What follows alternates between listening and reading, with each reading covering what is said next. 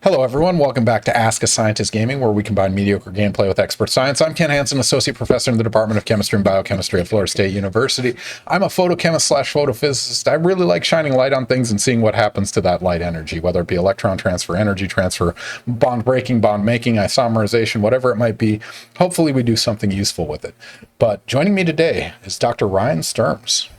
Ryan, if you wouldn't mind introducing yourself. Yeah, I'm an assistant professor at Drake University in Des Moines, Iowa. I am a biochemist. I study plant hemoglobins. Most of us are familiar with hemoglobin found in our blood, but not very many people know that plants also express hemoglobins. Which is interesting. What do you typically teach? I teach junior level biochemistry and freshman level general chemistry. All right. All right. Equally important. What game are we starting with? Halo. Halo. The original Halo. At least we're playing on the anniversary edition, but this is Halo CE. I will see if I can live up to the mediocre gameplay promise. It may be, I apologize. subpar. I didn't give you the heads up on our tagline, but it captures our gameplay. So it's all yours. Take it away. So we're starting on the second level because the first level is largely tutorial and finding a gun. So we're just going to speed right to the gameplay. And the last time that I played Halo was my senior year of high school, which was 2004. That sounds about right. So yeah, we had... wait, you should go back up there. I think they're going to do a ship drop where you have to shoot all of the... Yeah. Yep, you're going to have to kill all the Marines up there. So I didn't realize this back in the day, but like speedrunning kind of started about this time, and my friends and I would have competitions to run Halo as fast as we could. We didn't even know that was a real thing. It was just like, oh, we can't play multiplayer? All right, let's race at Halo. So yeah, this is one of my all-time favorite classic games. But I mean, the double joystick, you've used that on several games since then, presumably. Yeah. Yeah, so it's not too foreign. I just recently bought a Switch. I told my wife it was for the kids. And it kind of was. Partially true, yeah. Partially true. Not.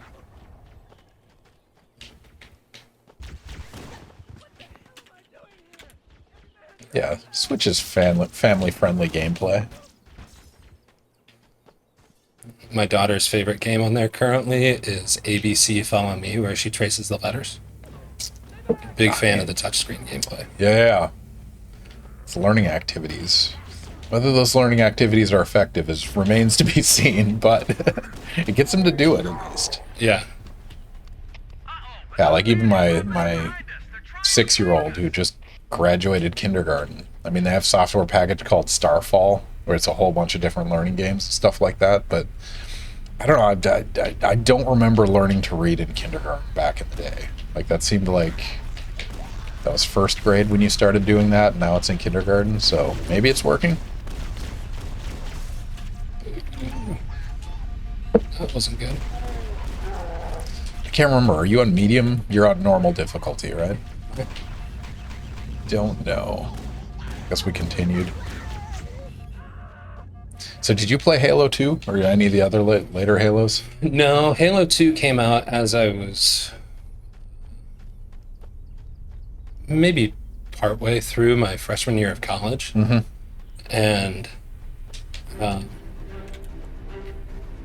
I wasn't good enough at the PvP aspect of this to really get into the Halo 2 because they had tournaments in the dorms. Yeah. So the games that I played my freshman year were more like Tiger Woods, Fable. Yeah.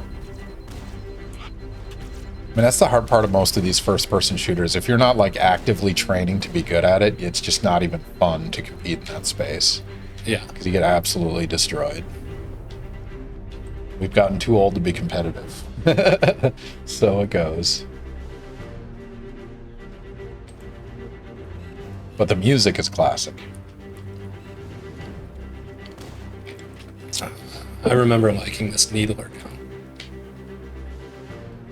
Yeah, it got much more effective in the later games. But if you get it to hit in this one, I guess versus the Covenant, it's pretty good. All right, Ryan. This is the Seeker one, right? Yep. Yeah, as long as you get the red optics there, yep. It's pretty great against elites. All right, Ryan, you've had some time to settle in, and obviously it's all come back to you, and you're equal skill as you were 20-some years ago. So we're fine. This is all going to work out. But one question we like to start with every guest is that we all have a winding road to take us where we are today. And obviously, I mean, we can talk about your recent flight trying to get to Tallahassee, but more so, 6-year-old Ryan was not like, I'm going to be a biochemist and I'm going to be a professor doing chemistry. Like, what was your journey? What were the major milestones? What were the steps that got you to where you are today? Yeah, my original career goal was that I wanted to be a medical doctor, and I went to undergrad thinking that I wanted to be a medical doctor, and took the MCAT, did all the application stuff.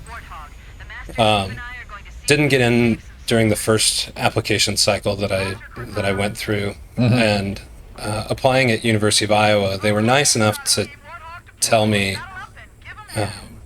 areas of weakness in my application, and it was experience in a medical setting. So then I was going to spend a year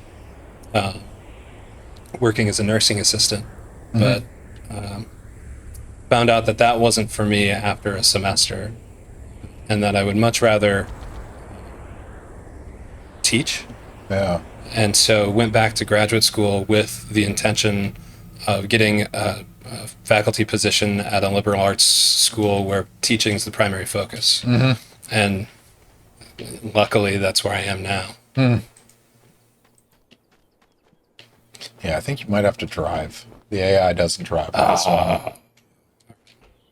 I kicked the gunner out. No worries. You're going to have to drive into that. Oh, look at that. You get instructions. Nice. Yeah. This is the best line of the entire game, ladies and gentlemen. You ready? This cave is not a natural formation. Thank you, Cortana. This is not a natural formation. Sorry, I had to target that one. It's just a classic joke in the original Halo. Show them who they're dealing with. All right, so the medical decision, that was early on? Like, you wanted to be a doctor, it was the prestige, it was the pay? I was Oregon Trail.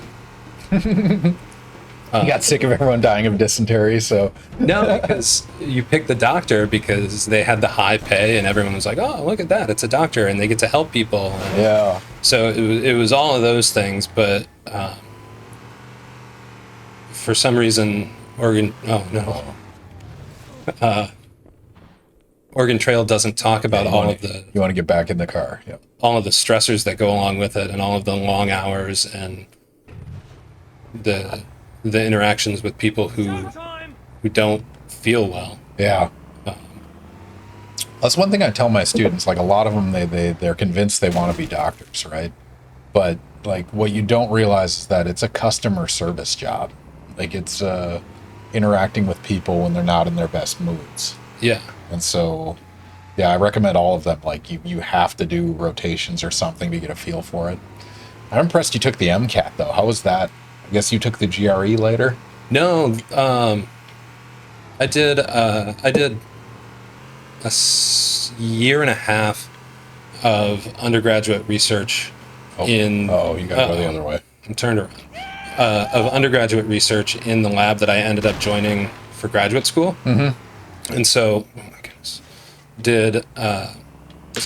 skipped over all of the rotations and did a direct admit to the lab that I was interested in.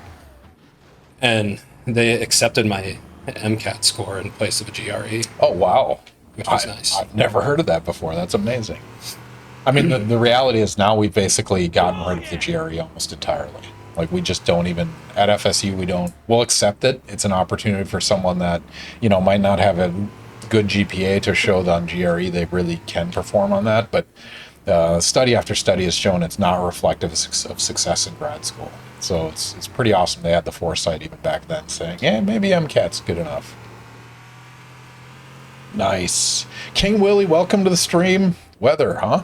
I don't know what you're referring to, presumably weather patterns in the game, but I love this game. King Willie, you might be part of a certain age demographic where this game was influential in your childhood, either high school or undergrad experience, like most of us. This was, I mean, we had like, Oh no. we had GoldenEye, we had Doom, we had Wolfenstein 3D, but this was the one that really changed first-person shooter with the double joystick. Yay for the elimination of standardized testing. So, testing is one of my hobbies. Like, I do test analysis and things like that for general chemistry. Testing can be good as long as it's written well. It can be good at, like, assessing, do you have knowledge in this area? But the crazy thing about graduate school is it's not, knowledge isn't the most important thing. Like, things like resilience and creativity and, you know, being able to recognize a weird result and do something with it. So, And time management. time management, yeah, the skill set, I guess that's what it came down to. The GRE does not accurately capture the broad encompassing skill set you need to be successful in grad school. King Willie, I was in elementary school when this came out and I played the demo on PC back then. That's fair. I feel old here. Significantly more white hairs. But yeah, anyone just joining us, we're playing Halo Combat Evolved, the original Halo, the one that changed everything. Also, while talking to Ryan's, every time I see your name, I want to say Strums. And you probably get that a lot, A right? lot. Because he, like, study after study shows, you know, the first letter and last letter in your brain unscrambles the letters in between, and Strums is a more common word than Sturms. So you probably get that more often than you like. Yeah, it doesn't bother me. You know, since I was a kid, I've been hearing people say that. So, like, whatever. Yeah. But my wife, after changing her last name, and she's like, "Get it right, people." Makes her irrationally angry. Yeah. well, I apologize to your wife. Don't show her the YouTube video. All right. I didn't Yeah, actually get it well, wrong. I just said in my brain it comes out wrong. I know I have to turn a bridge on here somewhere. Yep. Don't So I? you got to go up. Where are you? So you're gonna. There's a doorway right over here. This is one of the few games I can actually coach you through. Up there, and you're gonna go left. Sturms. Dr. Ryan Sturms is happy to answer your questions about biochemistry, particularly as he studies hemoglobin, myoglobin, oxygen transport, carbon monoxide binding to hemoglobin, myoglobin, artificial blood, which is a fun thing we'll get into a little bit later. Or you can ask about it around. There we go. King Willie wants to know. Explain artificial blood and its composition using an analogy of a sandwich. Holy cow. Gee, that's a... Is it the vegan sandwich equivalent of a meat sandwich? Is that... I don't know how you... God, King Willie starting out hard, hard mode. Well, let's start with explaining what artificial blood is. Well, let's start with what blood is first and why we need artificial, or why artificial is interesting. Sure. So our red blood cells contain a whole bunch of hemoglobin, and that is responsible for delivering oxygen to our tissues, where we can use it in respiration to generate energy. Maybe you know what your blood type is, but it turns out that not every blood type is compatible with every other blood type. And during times of high demand, for instance, after a storm, or any other event that would require lots of blood transfusions, there are often shortages. And so using something that is an artificial blood substitute would allow first responders to get through that critical time of increased demand until supplies can be replenished with actual blood. And so the idea behind an artificial substitute is that it would not react with people's antibodies the way that whole blood would. It's a tricky thing to do, to design something that meets the demands of an oxygen transporter because we have to be able to bind oxygen quickly when it's available, and then unbind from oxygen quickly when it needs to be delivered to the target tissue. In addition, so hemoglobin accomplishes that through its tertiary structure by holding an amino acid side chain near where the oxygen goes. But if you were to just design something that positioned that same amino acid in the vicinity of the heme, like human hemoglobin does, you end up with something that doesn't meet the requirements for an oxygen transporter because the amino acid binds to the iron. So it's very difficult to design something that can meet all of the needs of an oxygen transporter, but not have the antigens associated with it. So I guess a sandwich analogy would be, I also have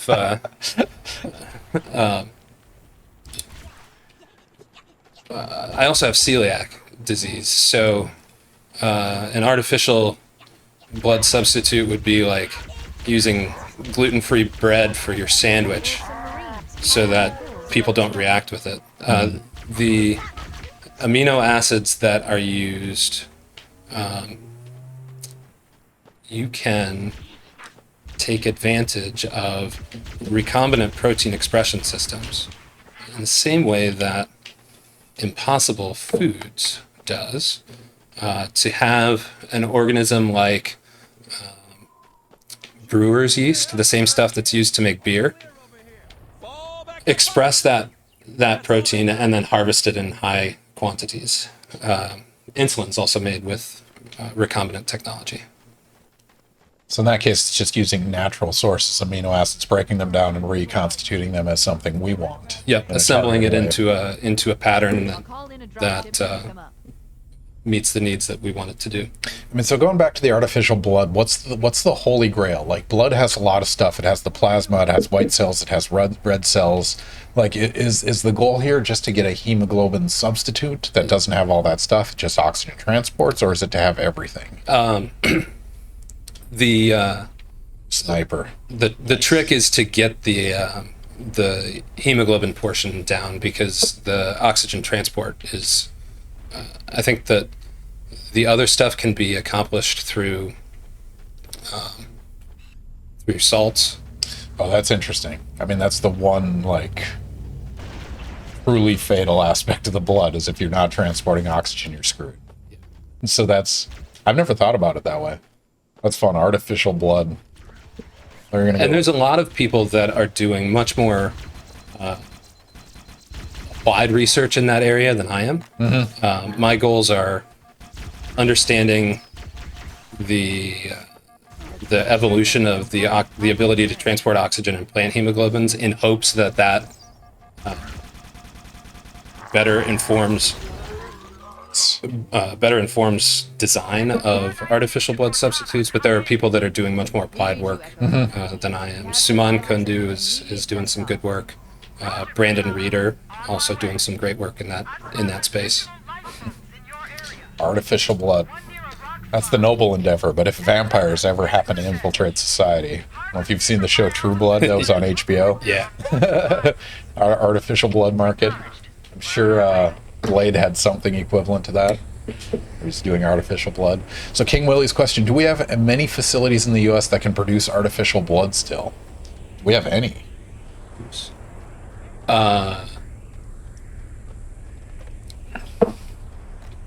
Hemoglobin based, I don't think so. There are some things that I believe are in that space, but anyone should be able to do it. Any company that is using recombinant technology, which is all of them, would be able to do that. That's a good question. Is artificial blood cost effective, or is it still a Halo project? Nice on the puns. Well, for now, a hemoglobin-based blood substitute, it doesn't even exist yet commercially. So, is that cost effective? Probably not. Not yet. I mean, so non-hemoglobin based, what do they use? I don't know exactly. Probably proprietary. Could be. Did I already come this way? You have 3 different areas you have to clear out and rescue the Marines.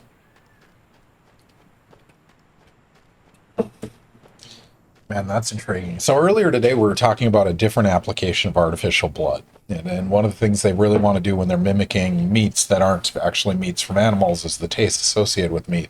And a good portion of that taste is associated with hemoglobin and iron and things like that. So there's a non-trivial market to get blood inside of what does that look like? I mean, is that synthetic? How do they make that artificial blood?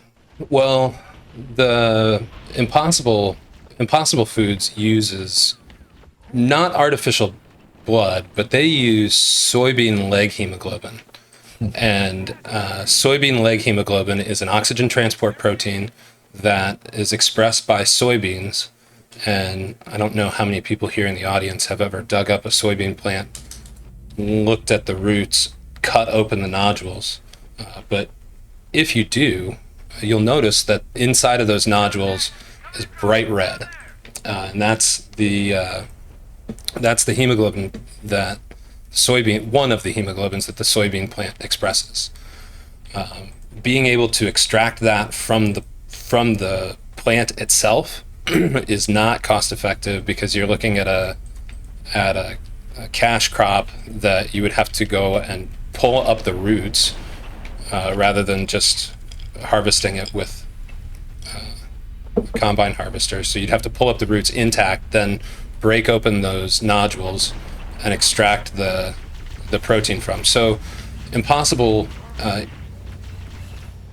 developed some technology where they're using that brewer's yeast to express the soybean leg hemoglobin and adding it into their formulation to give that meaty taste from a non-meat source. I mean, is that it? It's mostly the heme that's driving that taste? As far as I understand it. And the color. I know that Beyond uses beet extract instead of the recombinantly expressed protein, but I don't really eat those. I mean, the color is interesting because you could get the heme flavor with a green porphyrin. You could make a purple porphyrin. You can make any color meat you want. That's fun. Do you remember the purple ketchup? Yeah, I do.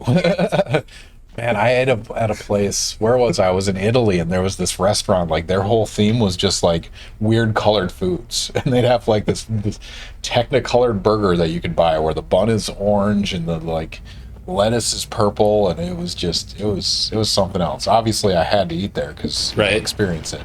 It was vegetarian based actually, so it wasn't yeah. It was intriguing to say the least. What do you suppose if this game is based in real science? Would make Covenant blood be blue? Great question. Hemocyanins. Yeah. Which are similar to hemoglobins in that they bind to oxygen, but are different from hemoglobins in that they have copper and they're huge. And they're expressed by things like mollusks. I'm gonna die. Damn. Is that your first death? Yeah. Cheers. Pour one out. Gonna rage on that. No. Now the blue, I mean, so this gets into like my world of color chemistry and things like that. Porphyrins, so the green coloration in photosynthetic plants are chlorophylls, which is a derivative of a molecule we call porphyrins. It's basically putting 4 pyrrole rings together in different ways. So hemoglobin is something very similar. You're just putting a different metal in the center, or you're putting a metal in the center where one doesn't exist typically in chlorophyll. But we've gotten so good in the lab of making different versions of that. We can put basically any transition metal on the periodic table. We can put platinum, palladium, iridium, vanadium inside of that. You said copper, nickel's another one. And like, we can make pretty much any color we want through those manipulations of those structures. And some of those colors are used in like solar cells. They might be used in, you know, artificial blood or whatnot. It's really cool how far we've gotten in understanding that color chemistry. But in terms of binding oxygen, turns out you need the other crap around it too. So, yeah. But one of the other questions, what aspects? This is King Willie again. What aspects do you observe in Halo CE that showcases some concepts you recognize from biochemistry? You had to teach biochemistry via Halo. Wow. You have Who is King Willie? King Willie. Who paid you? Are you one of Ryan's students or something? Because it's borderline troll, but they're also really good comments and questions. They're My friend group threatened, I think, to come in and troll me tonight because we're not playing our weekly Dungeons and Dragons campaign because we're playing Halo instead. yeah, but like the sandwich analogies that's a hell of a demand. Yeah. Now you're going to go back and teach class only on sandwich-based analogies. It's going to be really, really impressive. King Willie, thank you. That's it. Your comments have been great. Your questions have been great. I mean, so it's somebody's job with these artificial, like, these meat substitutes to figure out how much iron tastes just enough like blood, which is pretty intense.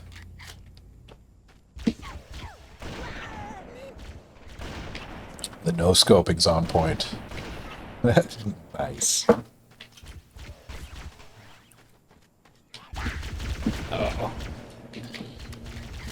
Yeah, speaking of journeys, so those of you that are familiar with the stream, this is actually a surprise stream. So Ryan and I have been collaborating for, I don't know, 6 months or something like that now, where he has some heme and myoglobin derivatives that he wants to do some spectroscopy on, and we happen to have the instrumentation to do that. We tried a few times without him around. He decided to fly down and show us how to actually make these samples and how to measure them correctly. And so, yeah, we decided, like, what, a month ago that you were going to come down? And then last week I asked Ryan, hey, do you want to play video games and talk science? And he's like, hell yeah. Like, it'll be on a live Twitch stream. He said, sure, let's do it. And so he's kind enough to join us, but you had a hell of a journey getting here. Yeah, I did. My initial flight from Des Moines to Dallas was delayed from weather in Dallas, and we were waiting on the plane to get to Des Moines. And then by the time it got there, my connection was going to be really tight. And then we got on the plane. The pilot goes, "Oh, well, co-pilot went around and he saw some stuff he didn't like, so we're gonna get the maintenance out here to check it out." I was like, oh, great. So, This is fine. It's all fine. then he goes, "Well, we don't actually have. We use contract maintenance here in Des Moines, so we got to wait for him to get here. It'll be about an hour." Okay, well, forget making my connection, and it was the last flight of the night from Dallas to Tallahassee. So after an hour, and maintenance comes out, they go, "Well, we sent off some pictures to our engineer team in Tulsa, and they want some closer pictures of the deterioration on the tail. Be about another hour and a half before we can get on lift out here, so the guy can get up there and take some pictures." All right, well, still waiting on the plane, and then we heard from Tulsa that the aircraft was deemed not airworthy for fare-paying customers. So everybody off, and I finally got to Dallas 2 a.m. Spent the night in Dallas, and then the first flight that had availability on it to Tallahassee then was at 4:45 in the afternoon. So spent the day hanging out in the Dallas airport. Not the best travel experience of my life. So we talked about the rules earlier. I was just going to look them up quickly. So if your plane is delayed For flights departing from U.S. airports, airlines are required to begin to move the airplane to a location where passengers can safely get off before 3 hours for domestic flights and 4 hours for international flights. So technically, they could have or should have deplaned you or given you the option to. I guess you never left, right? You just stayed. Yeah, well, we finally deplaned after the aircraft was determined to not be airworthy. But I think that aren't those times after the pilot asks to deplane? They are Is that not when the that clock specific. starts? That's a good question. So we were right up against that Yeah. suggestion. I mean, that's a long time to sit in a plane. Did you have any kids in the plane? That'd be Yeah. brutal. Yeah, and as a parent of young kids, my first instinct, if my kid is upset on the plane, would be to try to feed them, Yeah. and that was not the approach that The seat behind you took. it was to the right, but it's not their choice. Have you tried feeding it? Oh man, subtle. Oh, that's right. It gives you indicators on this one. Forgot about that.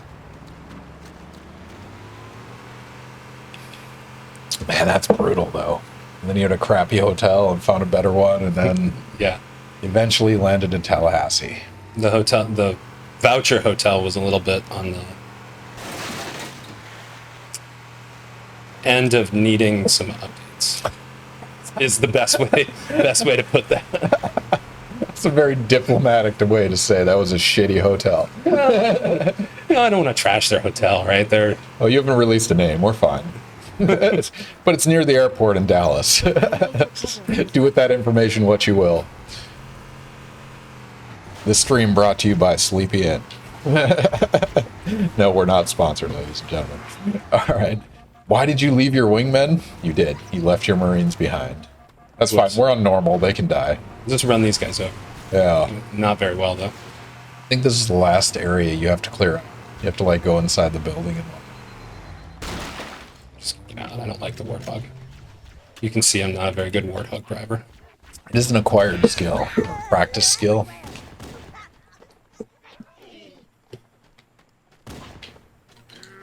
Oh, the other important question we asked, Ryan, what are we drinking tonight? I'm drinking Clearly Canadian, just Clearly Canadian, which is a flavored seltzer water. Oh, it is. That was cool before seltzer water was cool. That's no joke. Like when I was looking at you, so Ryan sent me an email. I'm like, "What do you want to drink?" He's just like, "What did you say? Just sparkling water, right?" Yeah. And I'm looking up. I'm like, "Sparkling water, eh?" I know Clearly Canadian is back. We're gonna do it. He's from the Midwest. He's gonna know this and appreciate this. I told Ken that I used to drink. Oh no! I used to drink Clearly Canadian. I did a summer golf program when I was younger, so I used to drink Clearly Canadian during summer golf and thought that was cool shit. So, yeah. Last lifeboat is near It is the higher end of the sparkling waters. It makes LaCroix taste like toilet water, but so it goes. No, this was so I read up the story because I was like, what happened to it and what. So after I like searched for this, I was reminded. And so I looked into it, and the company started in like 1987, where this guy said, "Oh, maybe we have a market for like sugar water." Basically, they tried to market it as being, sparkling water that was healthier for you. It turns out it's not because it's full of sugar. But it became huge in the 90s and early 2000s. Like this was everywhere, and it blew up, and it went across to Japan and Europe. And it turns out they made a lot of terrible marketing decisions. Like they started making Clearly Canadian tea and like partnering with Reebok for a sports drink. And then they also changed the size of their bottles. This was interesting. They made the bottles too big so they couldn't stay in standard like carousels and things like that. And so they actually went out of business in 2009. And so Clearly Canadian went under in 2009. And then in 2015, somebody started a crowdfunding campaign where they basically said they're like advocating for this product to come out. And so the owner of the original company came out and said, okay, if we get, what was it? They did a crowdsourcing of $30 for 12 bottles of Clearly Canadian. And if they raised like $50,000 or something, they would ship that order out. They Whoops. raised, yeah, look away, King Willie. But they raised $250,000 in the first like month of that campaign, and so it actually brought the company back from the grave through crowdsourcing. So, fun factoid for everyone that wants to learn about Clearly Canadian. That's its rebirth. Now it's back in stores, which is crazy. But yeah, those of us. So I'm the eldest of the millennials. You're kind of on the high end of millennial spectrum as well. But yeah, this was a key part of our. Would have been elementary, high school, a little bit of college. But yeah, fun factoid on Clearly Canadian. And so I took Clearly Canadian and mixed it with lime juice and vodka, and that's what I'm drinking. So cheers to anyone that's drinking some alcohol on a Wednesday night while playing video games. Sure, this is a professional choice, but well, King Willie, you're a lower millennial. Not to reveal too much about yourself, but high-end millennial, I've heard 1981, 1982. What's the low-end millennial year cutoff? Just curious what that... So I'm, what, 4 or 5 years older than you, so... You remember life without the internet, so... Personal computers were what, elementary school started to come in? Yeah. For a long time, my dad was a fifth grade teacher. Mm-hmm. And the cool thing about having a fifth grade teacher for a dad was that he would bring home the old Macs, like the Apple II. Mm-hmm. Apple IIe, yeah. Yeah, and play Oregon Trail on those. And then the one that's in Zoolander. Like, oh yeah, the clear color on the back. The Mac, what the hell, the iMac? Is that what it was? Mm-hmm. Yeah, the iMac Dome thing. Yep. Yeah. He had one of those that he brought home for the summer one year. That's pretty fun. Yeah, my first computer was Apple IIe. I would have been second or third. No, must have been third or fourth grade when I first had that. I think that Netscape, was that a thing? Netscape, yeah. Primary competitor for AOL, yeah. When I was in fourth grade, maybe. Oh man, the early internet, GeoCities, and when people figured out the GIFs that you could animate on web pages, and that's all the web pages were. Yeah, the early days were great. INS violation. Welcome to the stream. Welcome to the chat. I think it's 97, 98 is the cutoff for the millennials. Then it's Gen Z, and then I guess they went to Gen Alpha after that. I'm not sure how that nomenclature manifests, but there we are. A violation. Welcome to the stream. If you guys have any questions for Ryan Sturms, he's happy to answer them. He's a biochemist in particular. Sturms, God damn it. Sturms. I apologize. I did it again. But anyway, my guest today, Dr. Ryan Sturms. He's a biochemist. He studies hemoglobin, myoglobin, in particular interested in manipulating structures of hemoglobin and myoglobin and understanding how binding affinity changes for things like oxygen and carbon monoxide. He's particularly interested in the long-term goal of being artificial blood, whether that be for, food additives or for actual adding to a bloodstream to transport oxygen. So, yeah. If you guys have questions. Who is this EH&S violation? This person's trolling me too. Don't worry, we have an emote for that. OSHA. Yeah, we get our own emotes on the stream, and so we have one that's OSHA. So this is the only place on Twitch I imagine that you will have an OSHA emote. So somebody call OSHA. EH&S is gonna be super pissed. Gen Alpha are the kids in school now, so my kids are Gen Alpha. It's kind of crazy. But yeah, if you guys have any questions for Ryan on against students. All right. I like it. 97, 98. With students from class or lab? You don't have to reveal too much. I don't want to dive down that rabbit hole. Man, artificial blood. I mean, what's the breakthrough that's necessary? Like, what is the thing that needs to happen?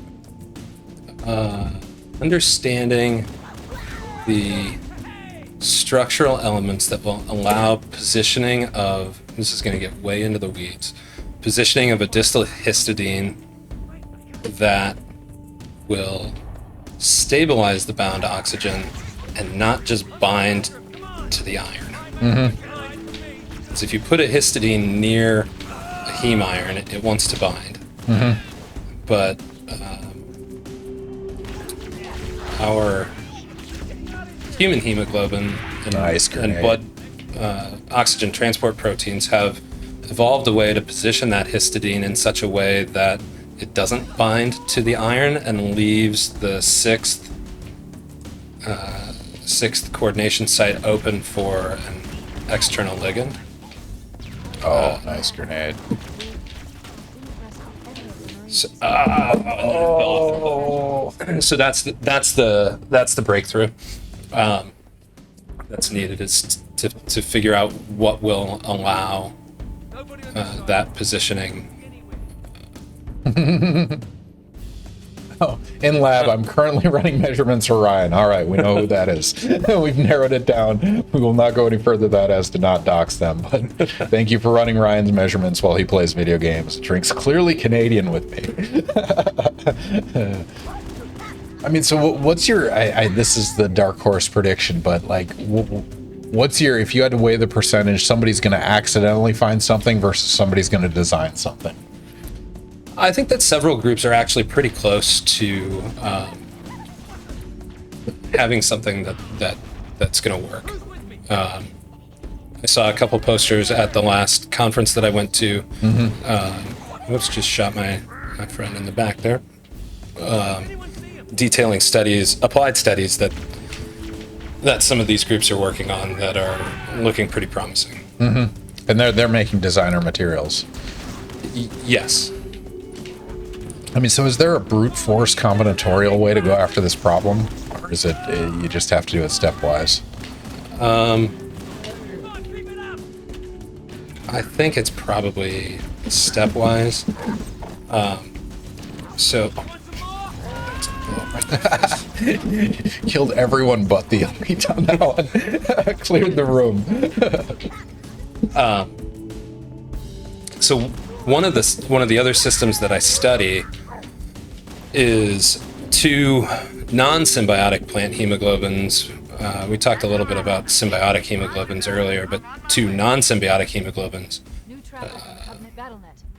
from a couple of scrubby brush plants in Australia that are only different by 11 amino acids, yet one shows ligand binding kinetics that are consistent with oxygen transport, while the other shows kinetics that are not compatible with oxygen transport. So somewhere in those 11 amino acids has to be the structural differences that lead to that trait, or probably a combination Get aboard and let's get out of here. Turn around. of them. Yeah, there you go. Here we go. That's it. 11. I mean, there's only so many iterations of that you can do. I guess there's a lot. I think that I worked it out. It's 11 to the 23rd. Assuming natural. Well, it would be 2 to the 11th, because if you just swap if you swap the non-oxygen transport for the oxygen transport, eventually you would get. I see. Just differentiate between those two. Yeah, those. So I think that it's a popular video game, or a time waster game. Yeah. 2048. Yeah. I think is the number of combinations, but that's a lot. Yeah. To make. So just doing a random mutagenesis without some sort of effective screen would be really hard. But they've narrowed it down to those two. Those are the two ends of the spectrum they want to target. I think that the groups that are working on the blood substitutes are started somewhere else. These two are pretty niche. Yeah, that's fair. As in, I'm the only person that cares about them. I mean, you've blown my mind saying plants have hemoglobin, and I never pieced together that was a real thing. That's that. So A lot of their hemoglobins don't even do oxygen transport, and we have no idea what they do. and they're tetramers. They're the similar. No. Around to the right. We should be able to I guess what Some of them- differentiates myoglobin and hemoglobin? It's just the location, it's not the structure, or how do they define? The structure's a little bit different. Myoglobin's a monomer. Hemoglobin is a tetramer, so a dimer of dimers, 2 alphas and 2 betas. Oh, was I not supposed to shoot? Look at that. That's terrible. You should feel bad. 4 shots to hit that thing. It was just standing there. But Ryan, what's our tagline? Mediocre gameplay. Mediocre gameplay. We're living up to it. Now I forgot what I was even saying. Myoglobin has one. It's myoglobin, monomer. Hemoglobin's a tetramer. Yeah. Myoglobin's in the muscle. Hemoglobin's in the blood, typically. Yeah. Does plants have myoglobin? Plants do not.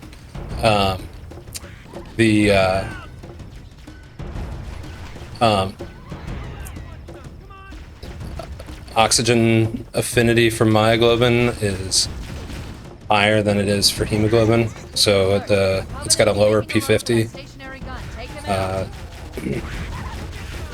so that oxygen moves from hemoglobin onto myoglobin, and then from myoglobin into the electron transport chain.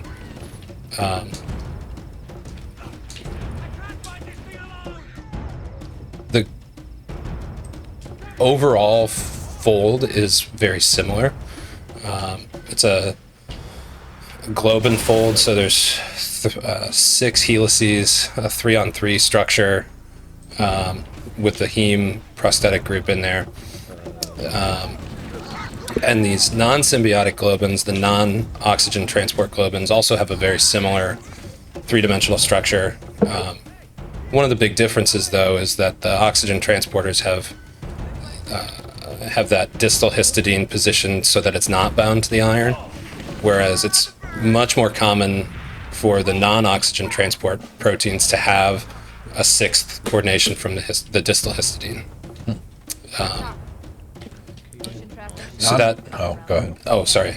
I was just going to say, Non-Dairy Neutrino, welcome back. Anyone that's interested, you check out Non-Dairy Neutrino's stream. If I remember correctly, computer scientist / programmer that streams occasionally. It shows some programming and some video gaming once in a while. So, Non-Dairy, welcome back to the stream. Our guest today, Ryan Sturms. Ryan Sturms, who's a professor from Drake University, currently visiting FSU to do some measurements. He studies hemoglobin and carbon monoxide bonding and oxygen bonding and dissociation to those species. So that's what we're talking about tonight, including artificial blood, which is a really fun idea, especially if you're a vampire. We'll go back to that one later. But anyway, so those of you not familiar, like myoglobin in itself, it's a monomer, right? It binds oxygen, transports it. It's exclusively in muscle tissue. Is that right? Yeah. Yeah, and so you essentially have this iron center inside this molecule that's really good at binding and dissociating oxygen molecules. And it's amazing that there's this fine balance between you want it to be strong enough to bind, but weak enough to dissociate. And there's something called an equilibrium constant that describes that association-dissociation. But hemoglobin, I'm by no means a biochemist, but hemoglobin is one of the most badass protein mechanisms in the body. So it has 4 different parts, right? And these 4 different parts each one can bind an oxygen atom. And what's really cool about it is after you bind the first one, it makes it more effective for the second one, more effective for the third one, and more effective for the 4th one. And so it's this runaway nonlinear process, which is presumably why evolution selected for it, right? Because it's so good at what it does. Yeah, and that's a crucial distinction between hemoglobin and myoglobin, because myoglobin doesn't exhibit that cooperativity. Yeah. It just has an exponential binding curve. Yeah. But the hemoglobin, when I learned about that, because I honestly hadn't learned about this till I taught general chemistry and I started looking at equilibrium constants. And that's a pretty common, you can get an equilibrium constant for all 4 binding events and you can look at the individual equilibrium constants. And the fact that number goes up is absolutely mind-blowing. What a cool mechanism that the structure changes such that the electronics just make it better at binding each subsequent one. And likewise, releasing becomes easier as it it dissociates, which is absolutely crazy. Non-dairy neutrino following up. I'm a computational physicist getting my master's in computational sciences. My thesis is using high-performance computing to simulate an analog between condensed matter and cosmology. That's awesome. Non-dairy neutrino, welcome back to the stream, one of our fellow educational streamers. We're all about talking science on stream. So, yeah, if you guys have any questions for Ryan, he is happy to answer them while he plays Halo Combat Evolved for the first time in 20 years. Which, does it feel like it's come back? Is it A little bit. Is it fun? Or It is. But the story mode, man, I do not remember much of this. Yeah, at if all. you don't remember the maps, it feels a little dark, doesn't it? Maybe the screen brightness is low. I don't know. It's okay. Yeah. Cortana to Echo 419. Requesting reinforcements at our position. Man, favorite question of the night is going to be the sandwich analogy, though. Yeah, but I guess it's also Does Dr. Sturms do computational work? I just did quantum and computational chemistry final project using Gaussian, looking at quantum interactions between caffeine and stomach acid. Spoiler, big change in dipole moment of the system. I don't know. I have a colleague who does computational chemistry, and we tried to collaborate a bit on this project, looking at the differences in oxygen dissociation rate when mutating a single of those 11 amino acid differences that I talked about earlier, or mutating them in combination. But it turned out that the computing power that we had access to wasn't maybe good enough for, or fast enough to do it effectively. And Drake's primary undergrad institution, and so finding the students that are talented enough to do that work also is a challenge. It's more that would be more of a graduate level project in terms of the time that it requires for the student to be engaged with it. So typically we get about somewhere between 3 and 5 hours of work per week from our student researchers. And I mean, as you might imagine, 3 to 5 hours a week is not probably enough to do any sort of heavy computational chemistry.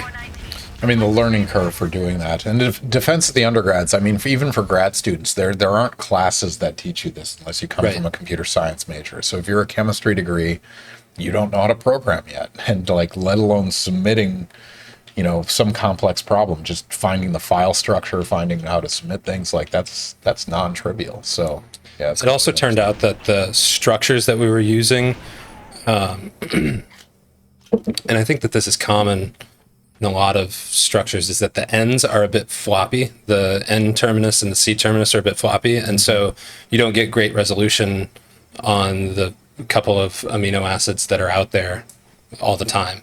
And this was one of those cases where it was not great Nice. resolution, and so they were trying to manually insert those last amino acids on the end, and so it became a bigger undertaking than what we initially thought. Cortana to Echo 419. Requesting Yeah, non-dairy, I don't know if you're familiar with the different levels of computational chemistry, but like your Gaussian software package is primarily going to do like ab initio or DFT, Hartree-Fock type stuff, which is like, Schrodinger equation type calculations. When you get over 100 atoms, that becomes really computational intensive, and people switch to something called molecular mechanics that looks like it's much more like force vectors, like non-covalent interactions and force fields and things like that. And so that's typically what you'd use for protein models. I don't know what your colleague uses. He wanted to avoid, what did he say, QMQM, by trying to model the breaking of the 6th coordinate bond as a really strong dipole-dipole interaction, but that didn't work. So then actually trying to model bond breaking was going to require a big jump in computational power.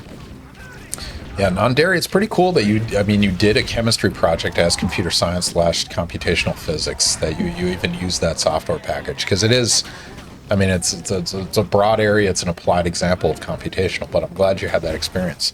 But a fun factoid about the Gaussian software package, if anyone's familiar with this, there's a website called Banned by Gaussian, and there's this small army of computational chemists that Gaussian is a commercially available package. They sell it, they maintain it, you have to buy rights to it. But if you publish your Gaussian calculation numbers against any other company or any other software package's numbers, Gaussian will ban you and your university from using that package.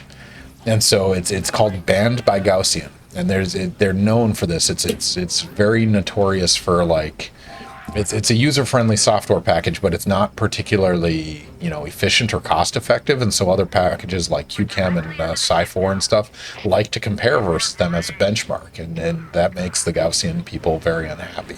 And so there's a number of researchers across the country. It's called Banned by Gaussian. I should actually look it up. Have you heard of this? No. I don't do a lot of computational chemistry. So, like, Mark Gordon at Iowa, he's banned by Gaussian because he would do the comparison.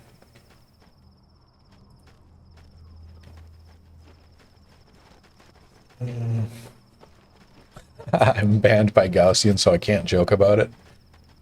Oh, there it is. Banned by Gaussian. I think it was Anna Krylov at USC who maintained the website for a while. I don't know if it exists anymore, but yeah, check out Banned by Gaussian. I wrote a blog post on it at some point that became defunct, but yeah, that was the basic idea. They just said, if you compare our numbers to anyone else, we're going to ban you. Oh, here's an article in Nature, 2004. Software company bans competitive users. And I don't think they hate the competition. They just don't want their numbers shown against the other ones. So, yeah. Non-dairy. Be forewarned, if you want a future in computational chemistry using Gaussian, don't publish their numbers versus anyone else. So what do you do? Just publish their numbers? Yeah, they do. If you're gonna publish a paper, only Gaussian numbers should be in that paper. Like, it's not uncommon for the computational community to say, here's a particular molecule, we'll say it's a caffeine molecule, and we'll do Gaussian and Sci4 and blah, blah, blah, different basis sets. How long did it take? How much computational power? Blah, blah, blah. Like, that's what they care about, making that as efficient as possible. So, heads up, non-dairy.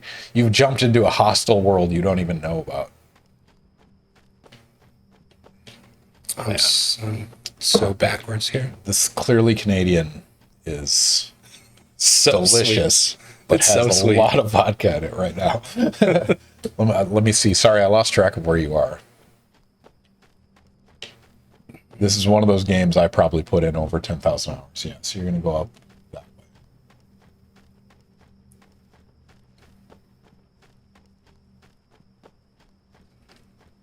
But yeah, that's cool. You did a caffeine, presumably protonation, deprotonation, looking at the dipole moment change, which is pretty cool. So yeah, you're gonna go up here, go to the right. I cleared to this the area. right, there's gonna be a cave straight ahead to the left. It's like Oh, I see it. that right there. You go through there. You remember the hunters? The really Oh, the big dudes? ones? Yeah, They up here? here they come. Where's my plasma grenades? You have a pistol or a sniper. So if you shoot them in the orange spot in their back with a sniper rifle bullet, it kills them instantly. Which would have saved you a lot of suffering about 20 years ago.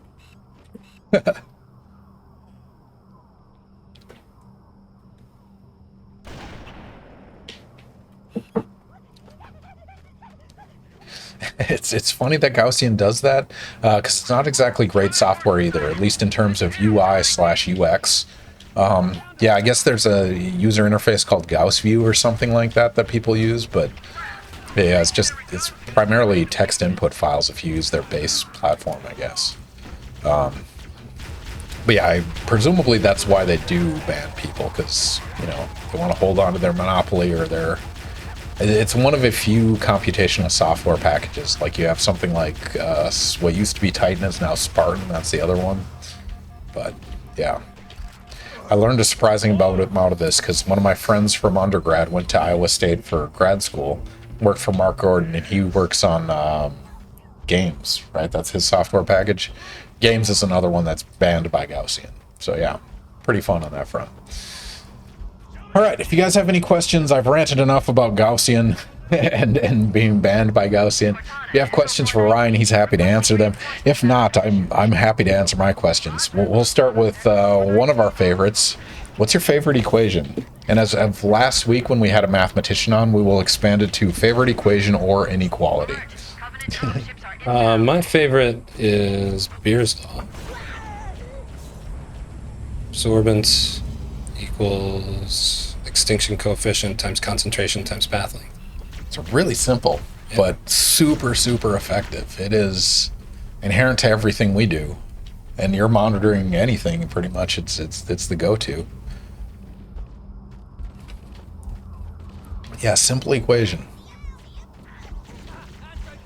For anyone not familiar, basically, if you take the absorbance of a sample, like how much light, it's a log scale of how much light gets through the sample. But that measurement allows you to predict the concentration. And you basically know how much molecules should absorb at a particular wavelength. And if you know how long your path length is, if it's narrow, it absorbs less. If it's long, it absorbs more. If you know those two things, you can figure out the concentration. And this is really useful because you can like watch color changes over time and figure out exact amount changes. And so Beer's law, like it's a classic Gen Chem. I imagine Biochem lab, you guys do it as well. But it's super effective for how simple it is. Beer's law, that's a fun one. At the time he was my biochemistry lecture teacher, and then became my graduate PI. Always said every undergraduate's favorite law. That's just lazy. I think because of the beer. So heads up, we have a FSU alert, Tallahassee severe thunderstorm warning. So heads up anyone, if our stream cuts out, it's because power went down and or the internet went down. We will do our best to get back up, but so it goes. Anyway, Non-Dairy Neutrino wants to know, isn't that exactly how blood oxygen detectors work? I don't know. Blood oxygen, does that look at color change? It looks at, I think, expected value, but yes, that's exactly how blood oxygen detectors work. That's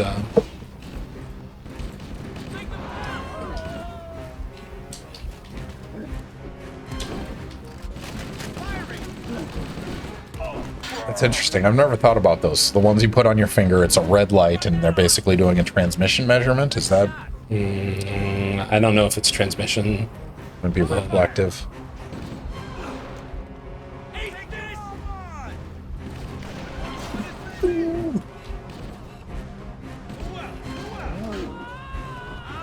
Percent oxygen in red blood cells, because there is a color change when you get certain oxygen content. We've secured the area. Let's square away the grab lift. Marines, prepare for boarding action. Man, I should know this.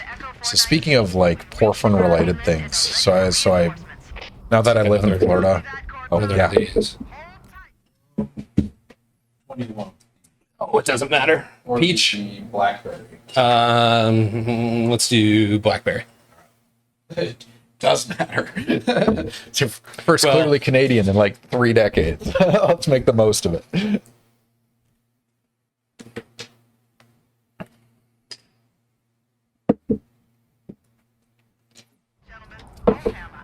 Yeah.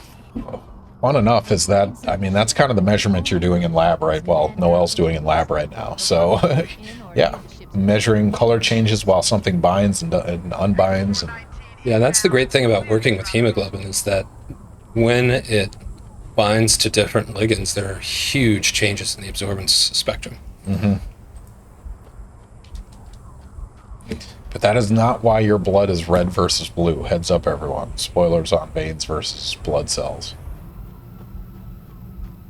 All right, non-dairy neutrino. And the prediction for the color change is salvatochromism, right? Just learned about that. So salvatochromism, sorry I'm taking this, but this is kind of my area, is salvatochromism is particularly the color change with respect to the solvent it's in. And so whether it's in water or an acetonitrile or something like that, it's going to have a color change. It's usually dictated by the dielectric of the solvent, like how charged is it? Is it polar like water? Is it non-polar like benzene or hexane or gasoline? And so you get a salvatochromism. That shift depends on how distributed the charge is in the molecule. And so the more it has a charge transfer transition, like the more that electric moment matters, you get a color change associated with that. And so, yeah, what would be like a coordinative color change or something like that? With color change and... Yeah, I don't know if there's a name. What's the official name for binding color change? I guess it would be coordination color change. Yeah, something simple like that. If you killed the hunters, I think you just go to the center platform and you are going to teleport. With the spaceship. All right, Just a Turtle Duck. Excellent name. Welcome to the stream. I hope Ryan knows you personally, but thank you for joining us. And the first time chat, if you're not following everyone, you should click the follow button. 1, because it helps the stream, but 2, because it's awesome. You'll get notifications about future streams with future guests. But the question by Just a Turtle Duck. Sorry if it's been asked already, just join the live stream. In recent years, we've seen people react adversely to medical advances. In the past, as well as medical researchers try to release artificial blood in the medical field and has been met with backlash. What is your plan for releasing them in a country currently charged medical climate so that backlash can be minimized? Ooh, that's an applied question. Yeah, that's not me. My interest is in understanding the structural contributions to oxygen binding and release that would allow for this. Not marketing it. I mean, but that raises some interesting questions, right? Because artificial anything has always been met with backlash, right? From day one, from the first synthesis of urea when we realized biology didn't need to make molecules. I mean, it's equated with playing God at some degree. And so is it one of those where it's going to become so cost effective people can't fight back, or are we going to have to do like desensitization training? You know, like, what do you think it looks like? Well, I don't know. I mean, insulin now is produced recombinantly. Yeah. So if insulin can be Nice. No scope. If insulin can be successfully marketed and deployed from a recombinant source, then I would imagine that it could be done with blood substitutes as well. I actually have a friend who lives in Switzerland, just got her Swiss citizenship, who works with Corteva in their marketing department, well, in the communications department, and they're currently grappling with how to gain acceptance for, can't call it GMOs because those are banned in Europe. So something. She said that they lost the battle on GMOs. Genetically something or other. Yeah. Something. But with new CRISPR technologies, how do they get that to the public? Yeah. So yeah, that's not my area of expertise at all. I mean, we have historic blueprints for this, though, right? Like, so take something as simple as aspirin, right? Which is ubiquitous now. You buy it off the shelf. But, I mean, back in the day, it was chewing on the bark of a willow tree, right? That's where you get the what is it? Salicylic acid. Yeah. And so, yeah, that is a way. You can take a willow tree and chew on it until your pain has gone away. or you can make that artificially and make it more effective. And I think some point people recognized it was more cost effective, and it was more, like, in terms of treatment, more effective, and it's just going to win. And the same thing's going to happen with blood, presumably, right? Yeah. And artificial meats is probably going to be the same thing. Just when it's cheaper and when it's easier, who's going to say no? The people that like chewing on trees. Yeah, sorry to offend choo-treers. we're a welcoming community here at Ask a Scientist Gaming. I apologize if I insulted any choo-treers. Or tree chewers. That's amazing.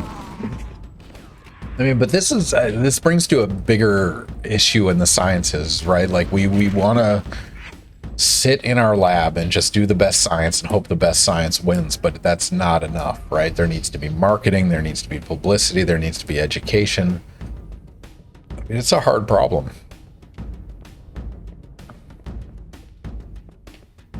And most of us are not trained to do those other aspects. Yeah. Science communication is hard. I mean, just trying to reduce very complex problems to sound bites is not easy. I think you want... Where's the big door? Man, I used to know where to go here. But yeah, this idea of... And I've heard this recently. There's major, like, NSF and DOE grants that, like, fund these multi-PI, like, $20 million projects that are like, we're going to Manhattan style go after certain projects and we're going to solve problems. But part of that equation, they also want to include things like economists and, like, communications experts, because you have to also study how to package it, how to sell it, what the cost effectiveness of it is. And so, yeah, that's going to be interesting. Thank you. I kept thinking about this after seeing the Reddit post for this and was wondering what your thoughts were. Oh, that's awesome. So you were on the Drake University subreddit. Thank you for swinging by. Welcome to the stream. I'm glad you were able to join us. Always looking for a bigger audience. Ryan happens to be joining us in Tallahassee right now for measurements, so it's really convenient that he could spend time with us and be on stream. So thank you for joining us. Just a turtle duck. What's a turtle duck? It's just a turtle duck. It's self-explanatory, right? I guess. No, that's pretty fun. Yeah, I like your description. When you introduced artificial blood, I'm like, that's going in every single headline that I'm doing. Meteorologist. I could be. With a name like Sturms, he should be a meteorologist? Never been to say. You disappointed Cuddle Puppy. Cuddle Puppy is one of our longtime viewers, probably looking at a couple years with Cuddle Puppy on stream, and you have let them down. I'm so sorry. Sturms. It's like Storms with an accent. Is that that's amazing. Cuddle Puppy, welcome back. It's always a pleasure to have you. If you want to talk about artificial blood, hemoglobin, myoglobin, oxygen, CO, carbon monoxide transport. You ever look at cyanide binding? I mean, that's the mechanism of death from cyanide, right? It's hemoglobin binding. Is that correct? Cyanide also binds to cytochrome. Oh, really? And, I didn't know that. And poisons electron transport. But I do look at cyanide binding. I actually had an undergraduate lab course that I still teach it, but in the I just teach the first semester now with my load responsibilities for the second semester. I don't get to do second semester biochem lab. But in the first couple of years when I was at Drake and teaching the labs as well as the lectures, I had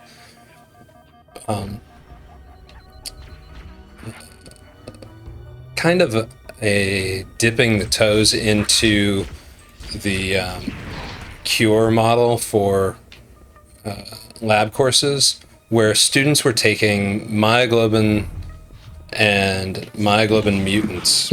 They would look at the structure and choose a mutant. I was lucky enough to get a whole library of mutant genes from somebody at Rice who had retired. Oh, wow. That's super convenient. So didn't have to do the PCR site-directed mutagenesis, which I was telling you earlier that I have a very bad, very bad record with site-directed mutagenesis. Probably like 15% success rate, which is terrible because it's a well-developed technique. You're never going pro with that. Nope. So had all of these genes ready to go, and students would look at the structure, predict mutations that they thought might make an impact on ligand binding. And one of the easy things to do, because it doesn't necessarily require expensive equipment, is to measure science. Hello, everyone. Welcome back to Ask a Scientist Gaming, where we combine mediocre gameplay with expert science. I'm Ken Hansen, blah, blah, blah. We did this yesterday, actually, and now we're back today. So anyone that was in the stream yesterday, we got cut off at, it was like 9:15. And so power went out. There's a thunderstorm in Tallahassee, and power went out. And so we were without power in my house until like 4 a.m. So yeah, we were not coming back to the stream yesterday. But thankfully, our guest today, Dr. Ryan Sturms. Dr. Ryan Sturms is back again. And so he's visiting us for the week, basically doing measurements. And so thankfully he was able to join us again tonight. And so we didn't want to deprive him of the ability to beat NARC and win the war on drugs, and also play a few different video games. And we have a bunch of questions to still ask. And so, Ryan, thank you for coming back. Thank you for joining us. I will cut this together in one long YouTube video so you can save the introduction. Perfect. Thank you for having me back after my mastery of Halo that I demonstrated last night. Exactly. You beat at least one level. All right, so what game are we playing tonight? We'll start with Ocarina of Time. Ocarina of Time. All right. And this one goes back to, I guess, what time interval would this be? High school? Middle school? Yeah. Middle school. Uh-oh. Oh, let's try again. We're stuck. Start. All right, we might have to revert. Did our game just freeze? Maybe. I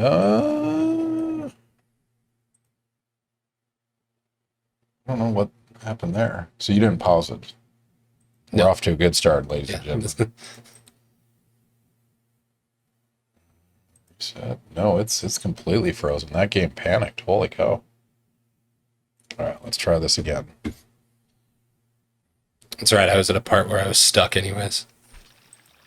All right, so we got you somewhere closer. Oh, you can see me take the chicken out. Which is what everyone comes to the stream for. All right. So we're back. I honestly don't remember where we left off yesterday, but we talked about your journey, where you are now. Talked a little bit about your research area. Talked about plants having hemoglobin, which I felt better today when you asked the audience who knew plants had hemoglobin, and none of the biochemists knew that. Yeah. Like I was like, okay, I'm naive. I don't work in this area.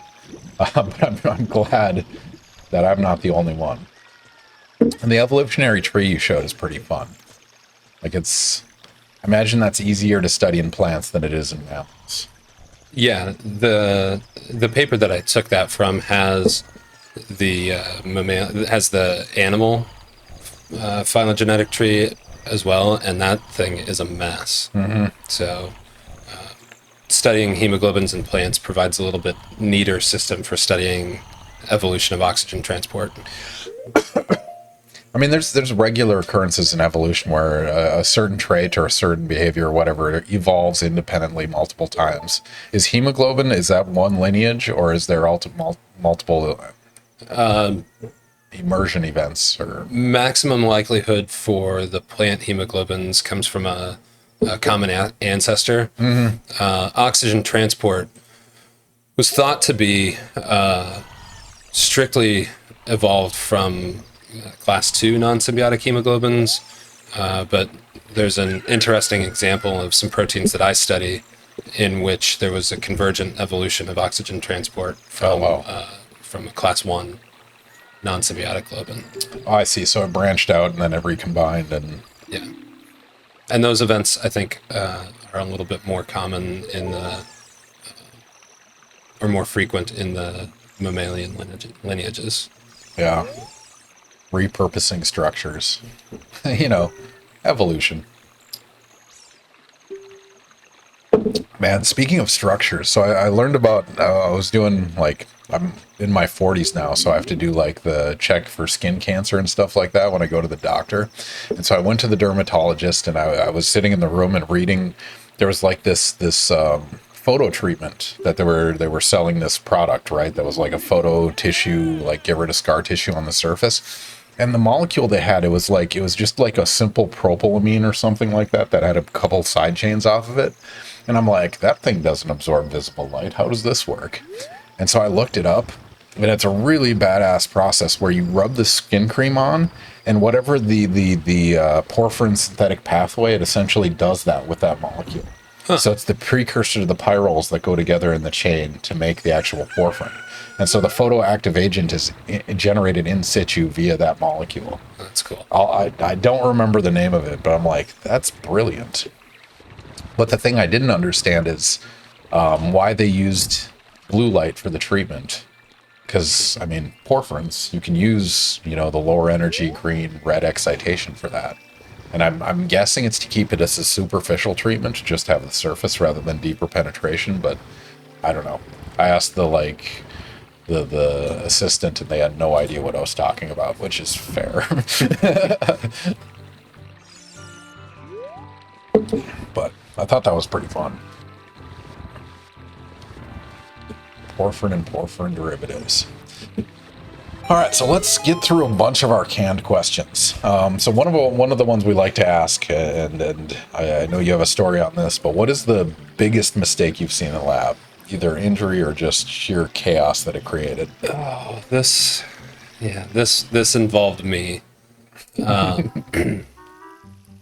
In my graduate lab, we had a dye laser, and the dye lasers that I've seen since this time involve a cuvette that contains the dye, and it's pumped with a nitrogen laser and then lays in the dye and release. But the one that we had was, I think, built. The story that I got of it was built in the garage of someone in Colorado, and it involved pumping a 3-liter volume of methanol with a rhodamine dye through the chamber, and then discharging a capacitor that you had to dial up the resistor and flip a switch, and it would fire off a charge.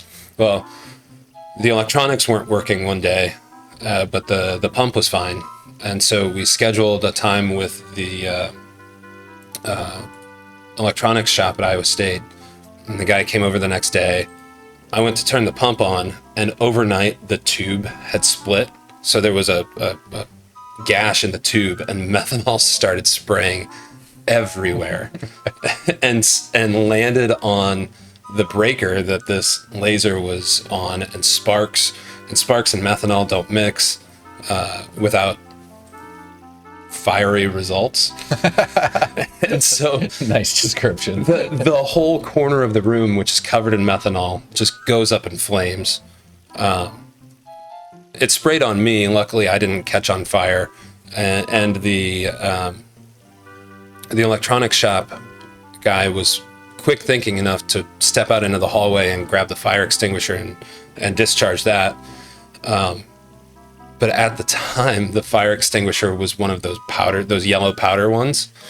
And the room also contained a whole bunch of very sensitive optical equipment that it took, I think, a month to clean after this incident. That's still used in the EHS training video at Iowa State. Pictures from that incident. Yeah, I think I'm famous. Yeah. Maybe semi-famous. I mean, no one was hurt, so that's right. I mean, still a costly in time and effort. You can go and look money. underneath at the table and still see the scorch marks. That's awesome. Your advisor's lab, it's still the same Still the same space? Yeah, this is like a common space. Okay. That multiple faculty have instrumentation in. Legendary. That's amazing. I like it. All right, so I looked up a video on this, and for some reason those guards are not there in the video. It's like you go through, and they're like walking around back here rather than. Any idea why that's the case? Nope. I wonder. Can I distract them? Throw the chicken. Castle courtyard. All right. Well, I can't select the chicken.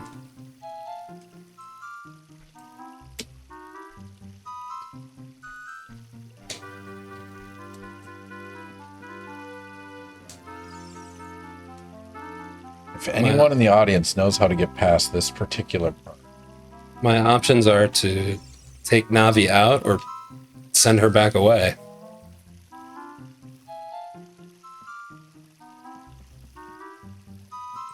So this is Hyrule Castle, right? Yeah.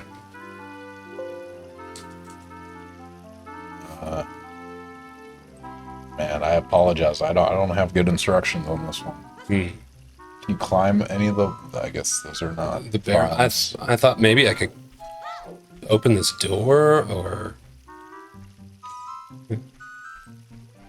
maybe if I just walk right at him and pretend like I belong here.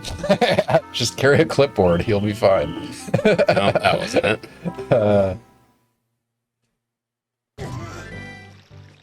So it just puts you back, and you have to do. And I just walk back through the hole, but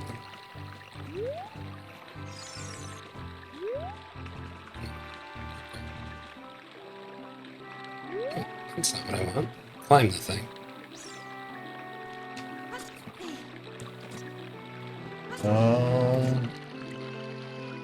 I remember them circulating through the garden, and you just have to time it right. I don't remember them just standing It there. says go back and wait until morning in the game. They should be gone. Time of day matters. Okay. Is this not morning? I thought it was. Let's see if I can remember some songs. No.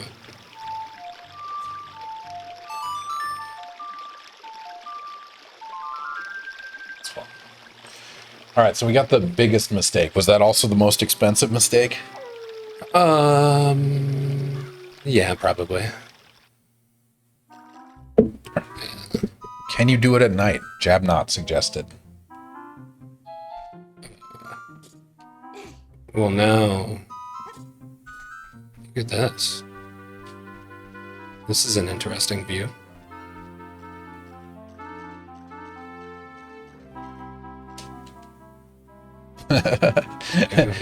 Jabnot, if you have any more advice, we're happy to take it. We have no idea what you're doing.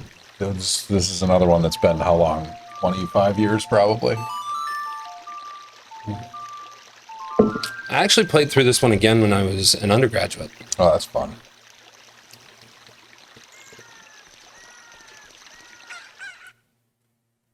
I need the Nintendo Power booklet that tells you exactly what to do. No, what you need is the 1-900 number that's like $15 a minute.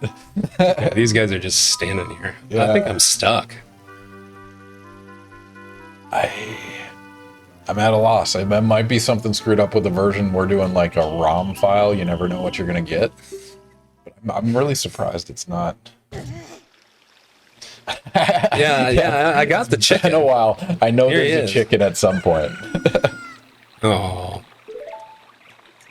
I had to use that to wake up the guy that was sleeping in front of the boxes from the milk farm. I love that it's like, this item will not work.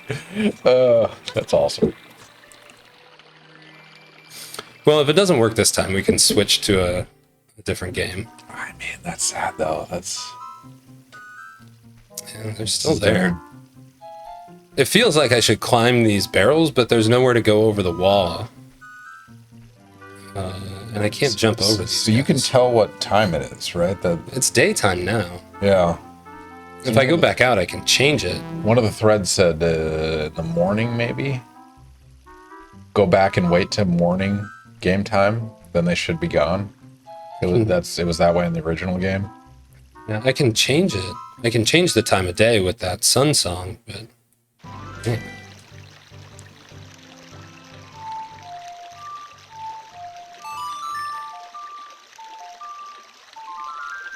Can't play any other songs in there. Otherwise, I would try Zelda's Lullaby and see if they let me through after I played some music that they knew. Okay, so there's a Reddit thread on this. Have you already seen Zelda? The guards are there to prevent you from going back or going together to get her before it's time. What point are you at the game? I just finished Jabu Jabu Belly and saw the cutscene you see when you get back to Hyrule Castle. Okay, then you're not supposed to go back in then. Pick up Ocarina Zelda through into the moat and head to the Temple of Time. Yeah. Okay. Let's try that. I have the ocarina, so let's go to the temple.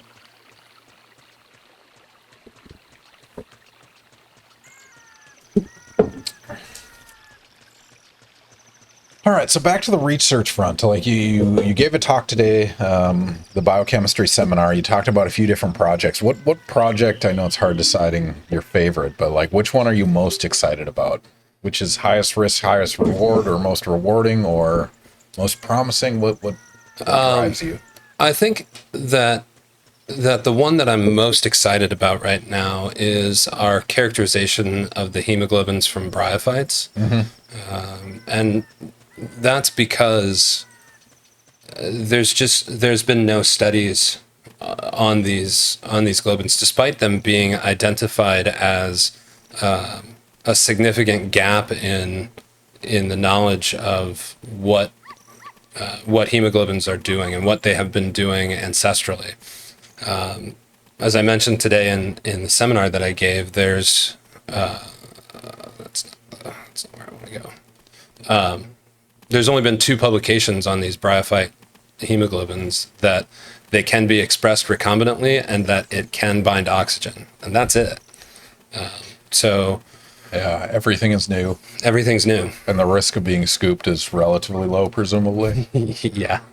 No, I mean, I don't think anyone's doing anything with bryophyte. I mean, but that's perfect. I mean, you're at a PY institution, right? Turnaround is slow and it takes time, but everything is new and it's a new result. I mean, what an awesome project. So how'd you converge on that as like your personal project? It arose from time in graduate school where I tried to express and characterize a bit of the Fiscomatrella hemoglobin, and it just behaved differently. And with that different behavior came an interest of, well, what are they? There are other families of other groupings of plants in the bryophyte group. And so with much more sequence availability, it would be really interesting to look and see what if there are globins in all of these other plants as well. And it turns out that there are, and these are going to, I think, provide a really nice system for knockout in planta studies, because there are only a couple of genes as opposed to something like a Arabidopsis where there are 6 or 7 hemoglobin genes. So when you say knockout in planta, you're talking about like knocking it out at a seed level and then it grows not... How do they do that? The current technology to do that is with the CRISPR-Cas9 system. And I've identified somebody in Australia that works with Mercantia and routinely makes CRISPR-Cas9 knockouts, and said that this might be a possibility for their lab to do. I know some people that are part of the plant Studies Institute here in the U.S. that are excited to try and make some connections here to generate these plant lines. So that's, I think, a longer term part of this project. The first phase is an initial characterization of ligand binding and other reactions that they may carry out. Yeah, so you'll have to forgive I'm naive on this. So like when you do genetic mutation of a mammal, right? You start with a single cell and you modify that sequence. How does that work with plant? I actually don't really know, which is why I collaborate with somebody who does. Yeah, because that you don't start with a single cell, right? You start with, I guess at some point you do. Yeah, I think so. Grow it into a seed. I don't know how that works. That's really cool though. And plants, you presumably don't need our IRB approval or anything to study, manipulate their sequence. No, but if the person in Australia is the one who makes it, I need an import permit for a genetically modified organism. Yeah, no, that makes sense. You're going to be origin zero for the living plant that consumes half of North America. Yeah. You like sci-fi. You're going to be the start of one of those stories.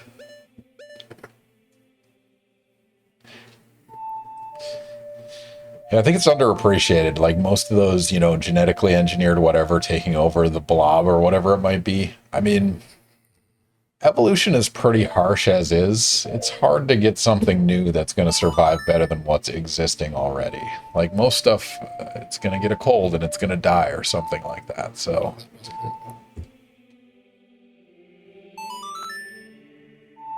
I don't remember how this works. You have to memorize the song sequence. Yeah, you learn it, and then it goes into your notebook, and you can go back and look at it, which is what I just did, and then messed it up immediately. So you have to play it by ear the first time, or how does that work? No, they give you the buttons The to sequence? push. Yeah. Okay, so you just have to memorize the sequence and go from there. That's pretty cool. Man, the knockout studies. And hopefully the goal with that is to observe a phenotype. Mm-hmm.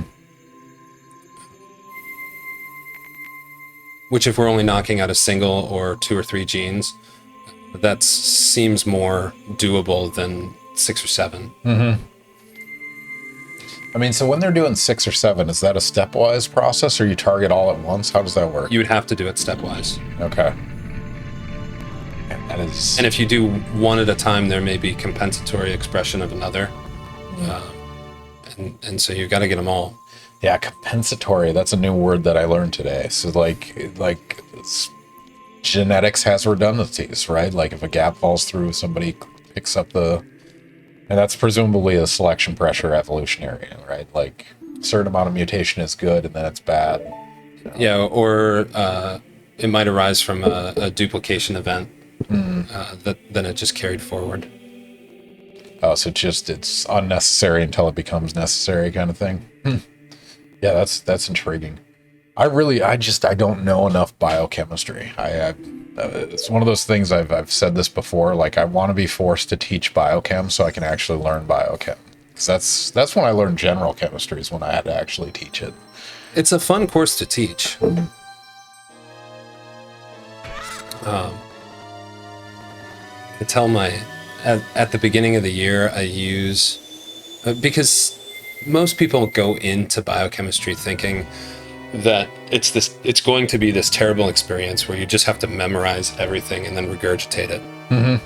And so I have recently been trying, and I think with some success, of framing the course in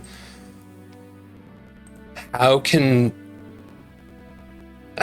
we begin to look and begin to understand how we can look like Torbjorn Hansen, the guy who played the Mountain in Game of Thrones. Yeah. And we watch this YouTube video of what he eats in a day, and then couch everything in how are his 6 ribeyes that he eats during a day being broken down into energy and building blocks for what he needs. And I get quite a few stares. No, I mean, it's head shakes, but it's an amazing mass balance problem, right? Like that, it has to go somewhere. There's a lot of atoms that have to go somewhere. No, that's really fun. He's like the 4-time world's strongest man too. Though I think he's done me dirty and switched fields and doesn't eat like that anymore. So you can't maintain that forever. Oh my god. I think he's a boxer now. That's a interesting transition. Yeah. Man, we've learned enough about CTE. I don't know if I'd make that transition, but so it goes. No, that's pretty cool. And I guess it depends on, this is much like organic chemistry too. It depends on how it's taught, right? I mean, there's certain people that want to have a memorized encyclopedic knowledge of every named reaction. And then there's others that do physical organic, where it's like nucleophile, electrophile, start thinking about these properties. So yeah, it's kind of a roll of the dice which instructor you get. Yeah.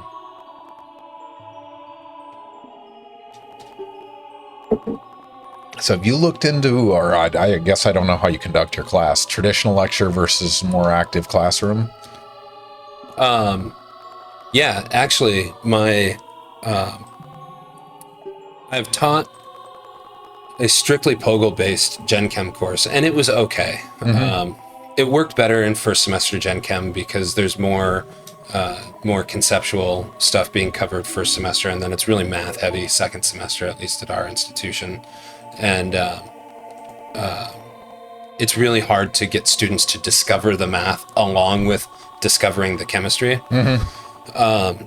So I took the lessons that I learned there and applied them to my biochem class, where we spent 2 days out of the week doing a traditional lecture style class, and then 1 day of the week doing a POGL activity to either review what we covered on the first 2 days or introduce the topic for the next week.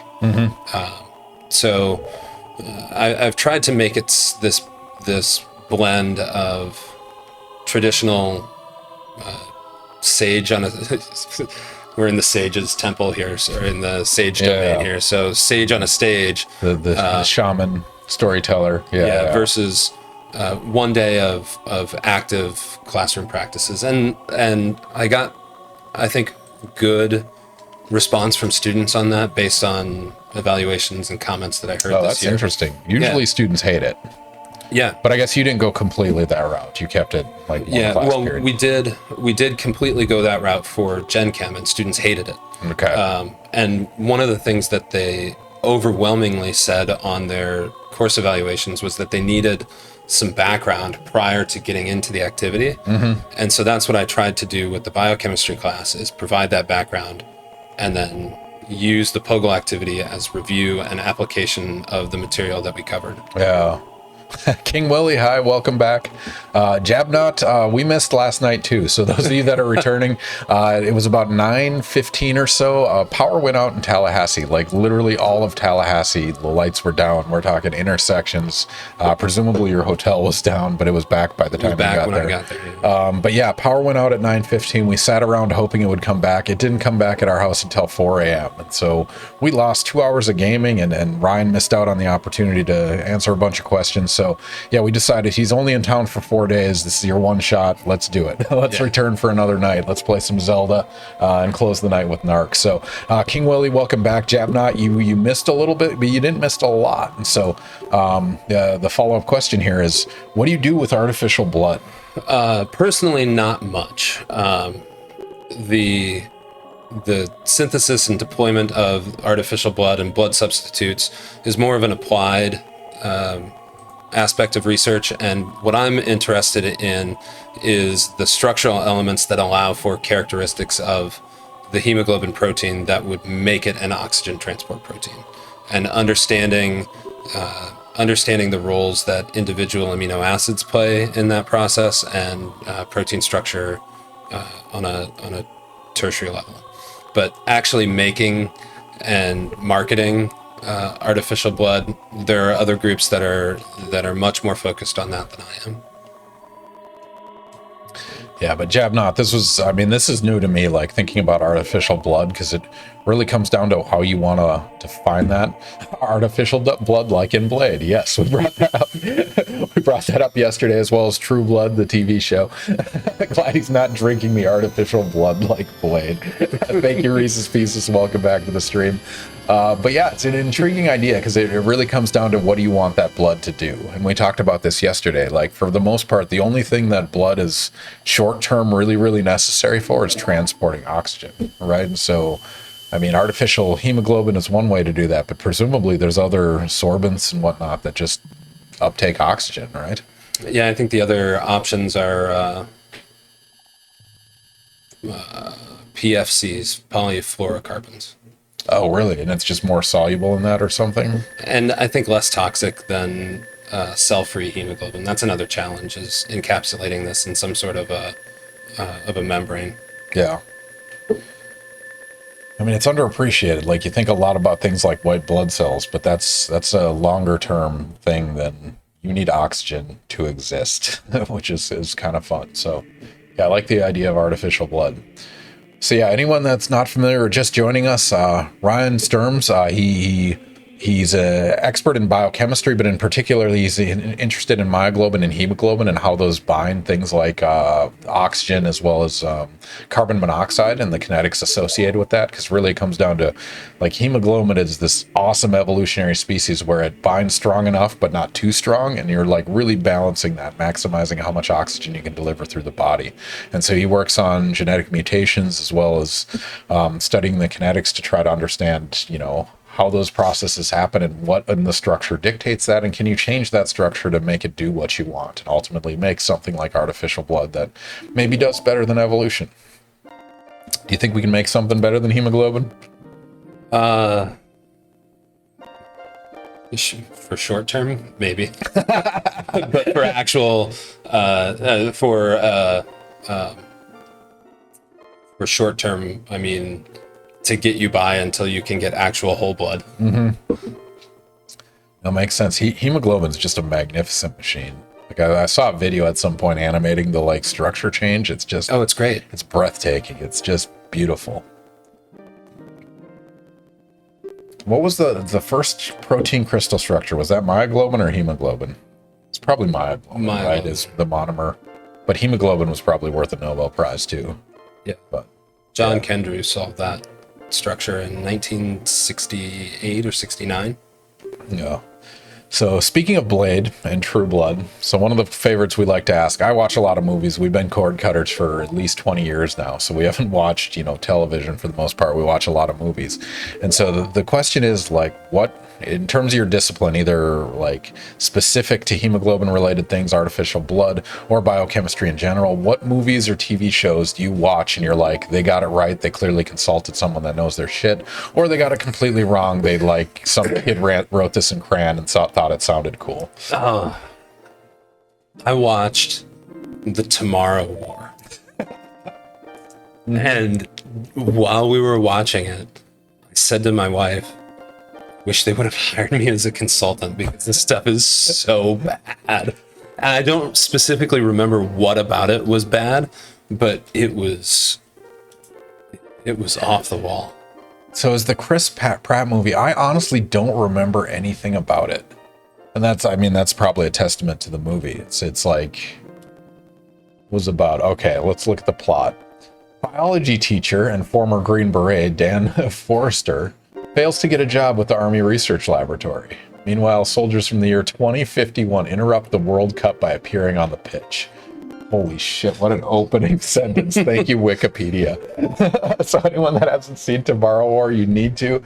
He's a biology professor, so he should know this stuff. I don't remember. What the hell was it about? There were... It's like future soldiers in our time. Like, they send people back to fight.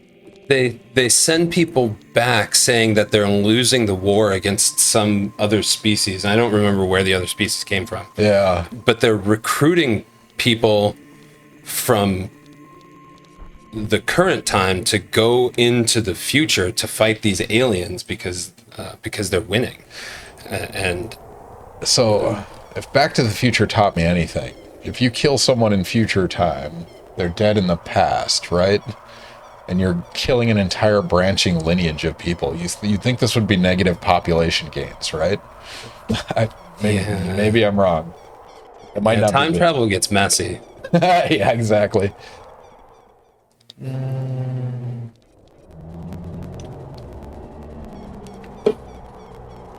Okay, here's where we get to it. So Dan, the biology teacher, former Green Beret, leads a mission to Russia with future soldiers. They find an alien ship frozen in the ice beneath the glacier. Okay, so they were frozen in the ice. That's how they were released. That's where the creatures came from. Spoilers, anyone that's super excited about this movie. Did you crash In land terms it? of enjoyment, it was worth the 2 hours runtime. 2 hours plus or minus. I don't see a number here. All right. So the reptilian-like species, the white spikes were engineered to help wipe out the native population of the planet in order to allow them to colonize. And so they did some kind of toxin thing. They then injected the lethal toxin into several white spikers who had been in a state of hypersleep. This awakens the rest of the colony, who begin to attack. After that, the White Queen escapes. Yeah, it was not good.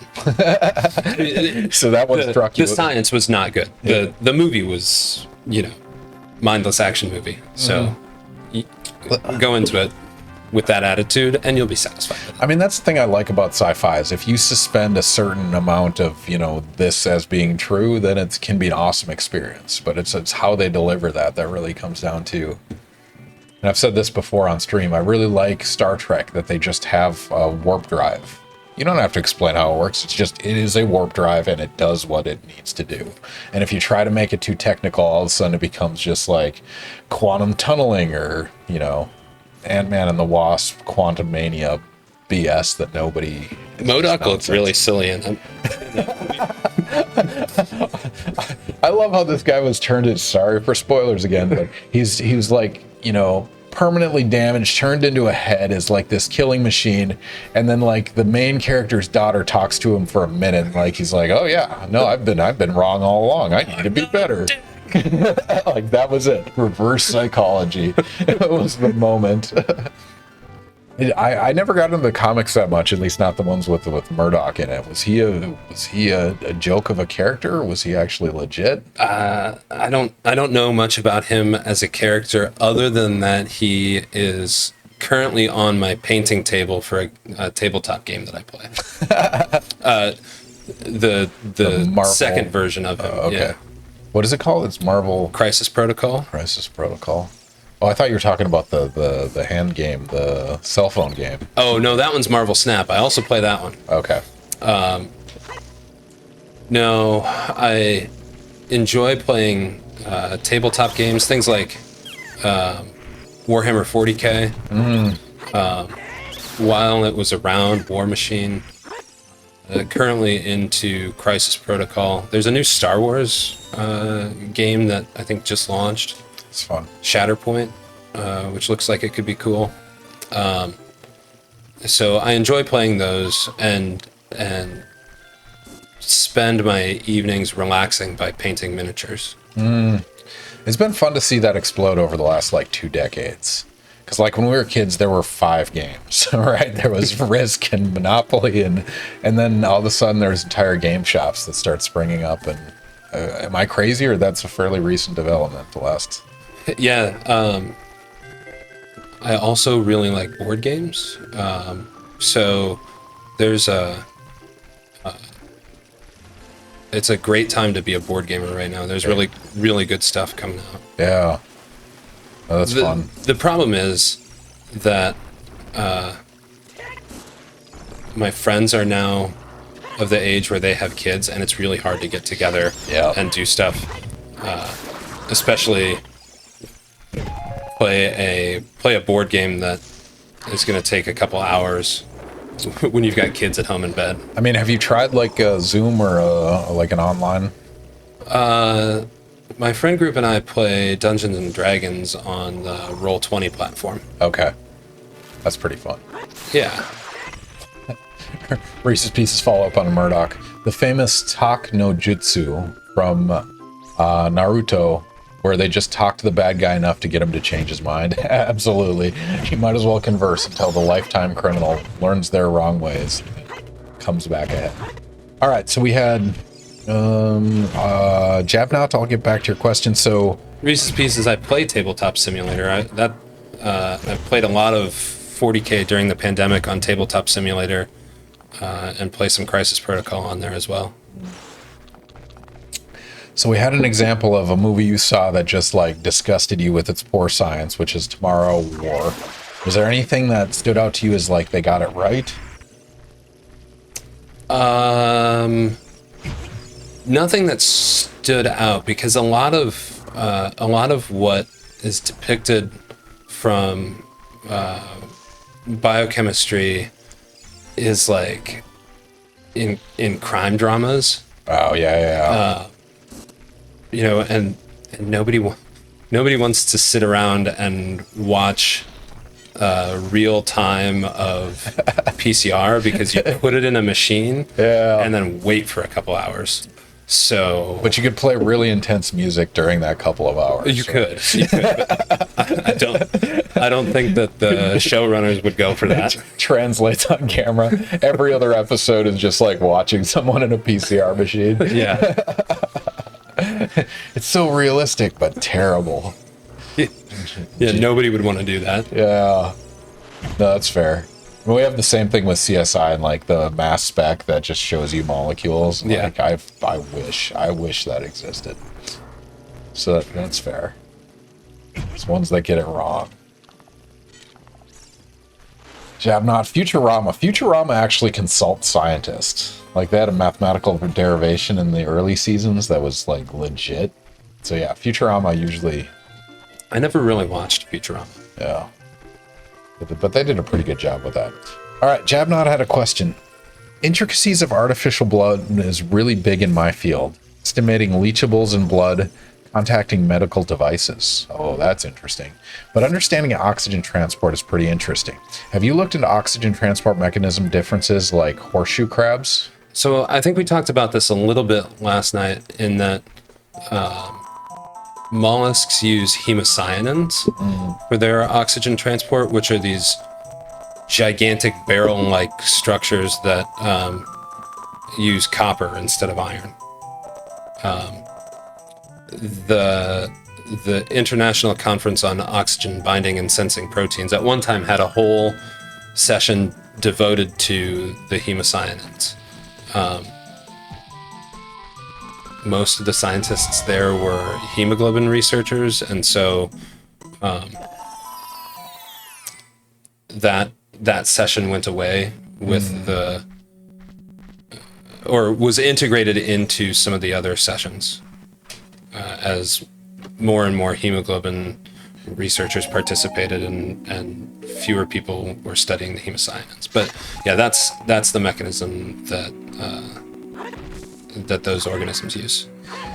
So you had something interesting you said during your talk today. It was like oxygen content of water is, what was it, like 250 parts per million or something? I don't remember the number. Yeah, 262 micromolar is Micromolar. at room temperature and pressure. That's just saturation. Yeah, oxygen is air saturated buffer. Yeah, and so your transport molecule, whatever it is, has to do better than that. Yeah. So the other metric, I guess that would be concentration of oxygen that you could transport. The other one was the affinity constant that you have. Sure. And so when you compare things like the cyanins or the copper species versus iron, like how do those numbers line up? Like, are they better or worse? Or are they? I don't know. Huh. Yeah, I don't know off the top of my head. Because the range you showed today, it was like there's an order of magnitude difference in affinity. Yeah, between the oxygen transporters and the non-oxygen transporters. Yeah. I'm curious how far it goes one way. And is there any depth of, like, the oxygen content in marine life would depend on the depth of the species, presumably. Because, like, pressure changes the concentration of oxygen it needs, so. Yeah, there's some interesting work done by Cinzia Verde in Naples on Antarctic ice fish and their hemoglobins. But I'm not well versed enough in that literature to be able to tell you exactly what she's doing. I mean, is that... it seems like that'd be a good place to start, like, looking at the extremophiles, right? The things that live in those weird spaces that... I mean, they have to have either really strong affinities because the oxygen content is so low, or they have to transport such a large amount or something like that. Yeah, people have been looking at species that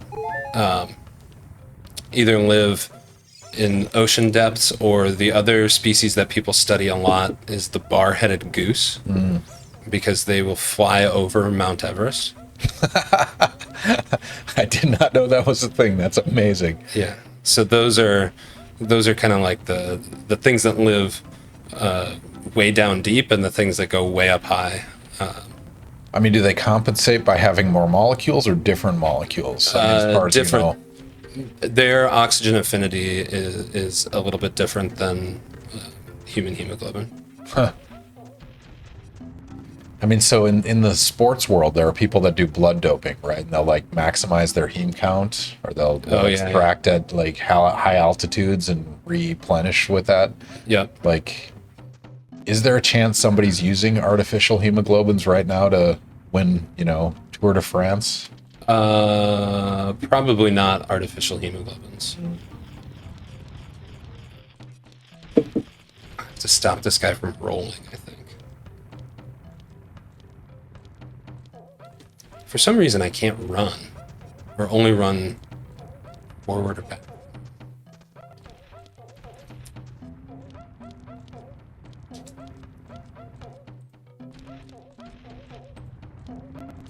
Curious what the so we talked a little bit about speed running. What's your guess for the fastest time to beat this game?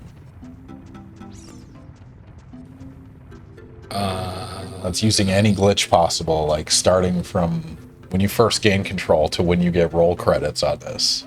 What's your best guess? 40 minutes. The answer is 3 minutes and 50 seconds. What? Somebody... I had to sit and watch that Sage talk for 10 minutes. How did they do it in 3? I'm sure they just glitched some path and clipped through some wall and did...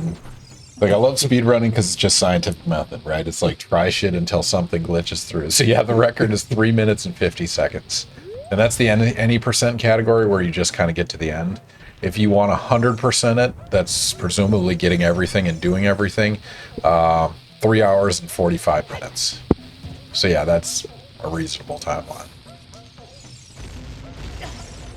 No wrong warp. So apparently somebody clips through something and goes the wrong way, which is pretty amazing. 3 minutes and 50 seconds. I'll send you a clip of that so you can watch them. Yeah. It's not going to be entertaining. It'll be like you walk to this corner, you stare at it for 3 seconds, tap 4 frames to the right, and you clip through a wall, and it rolls credits or something stupid like that. Because that's kind of how speedrunning goes. All right, what else were we going to talk about? We did biggest accident. We did biggest mistake. Movies and TV shows. We got some examples of that.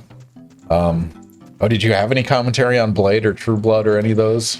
Do you even remember those movies? I don't remember Blade.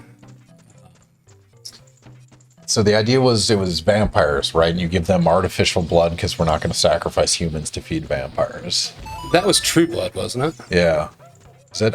Yeah, Blade, I don't remember what it was. True Blood, that's what they did. That was the product, right? And it was set in Louisiana, I think. I mean, but that brings up some intriguing biochemistry questions. Like, what is necessary to their metabolism that they had to have blood? Like, what... Couldn't you just replace it with, I don't know, amino acids or heme molecules? Is that what they were going with? That makes me think of a question that I like to put on tests for my students. When we do oxidative phosphorylation, because the efficiency of an organism in converting the proton gradient into ATP is dependent on how many subunits are in this thing called the C ring, how many C subunits as it rotates through. And so I ask them this huge lead up of, imagine that the Tarisk from Dungeons and Dragons has this many stuck here. This many subunits in its C ring. How does its efficiency of metabolism compare to a human? And I switch up the number all the time, and then give an extra credit question of draw a Tarisk. Students love that. Yeah. I've gotten some very interesting drawings. People that know or don't know. Oh, I think I've asked that extra credit question for 3 years, and I've had 2 students who actually knew what it looked like. One because their boyfriend made them read the book, and one because they were a Dungeons and Dragons player. Wow, you're actually expected to walk this? Wow. Enthralling tightrope gameplay. It's high stress.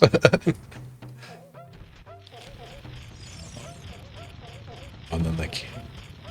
Instant A for accurate drawing. Nice. Combat. Yeah, the whole vampire thing. I'm a photochemist, right? So I'm curious about the light that affects vampires, because photons are photons. It doesn't matter if they come from the sun or not. So Blade did a good. Oh no! Did you do what you needed to do? No, I've forgotten where the temple that I need to go to is, and I don't think I can run very well. Let's switch this up and do a different one. All right, what do you want to go with? Let's do Street Fighter. Street Fighter. All right, ladies and gentlemen, we're going to cross over to Sega. Sega. So this file is technically the Mega Drive, but we're counting it nonetheless. Where's my screen? There it is. All right, so I got you the 6-button controller. I don't know if you were used to playing with that one or the 3-button. Not this one. Yeah. See how it goes. But yeah, the whole vampire thing with number of photons, like, is it photon flux as in the total number of photons? Is it the energy of the photons? I really want to know how these vampires work, because like just being in house lighting is not, that's a non-trivial amount of light.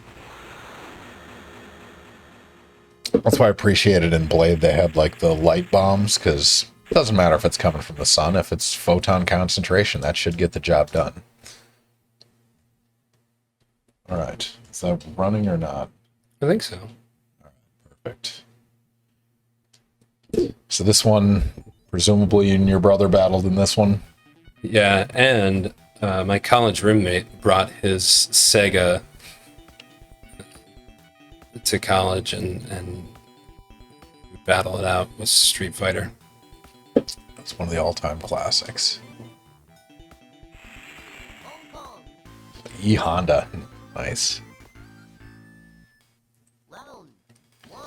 Yeah, there are a few versions of this, right? For the volume is really low on this. Might get some stuff. Apologize getting in your way. No, that's all right. I'm just trying to remember my buttons here. He's got the... Oh, there we go. Yeah, the hand. So what was the... It's towards A or something like that? Ooh. Nice. Got my butt kicked there. No worries. There's a learning curve associated with it. Oh, I like it.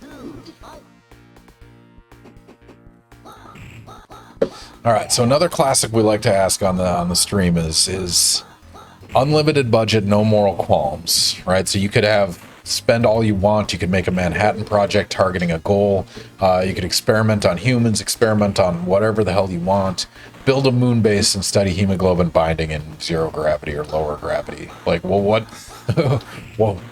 would you do? Just blank check from the United States government to solve a problem you're interested in. Humans express a protein called neuroglobin. It's about 20 years old, and it's been implicated in all sorts of things. Wait, the discovery is 20 years old, but it's yeah. in our evolution. Okay, like all mammals have it? Yes, it actually might be 21. years. Oh my goodness. Wow. What's the difficulty on this one? And it's been implicated in all sorts of functions, diseases, and nothing definitive yet. So making a human knockout of that and seeing what would happen, that's the no moral qualms, right? Yeah. But this is specific to mammals?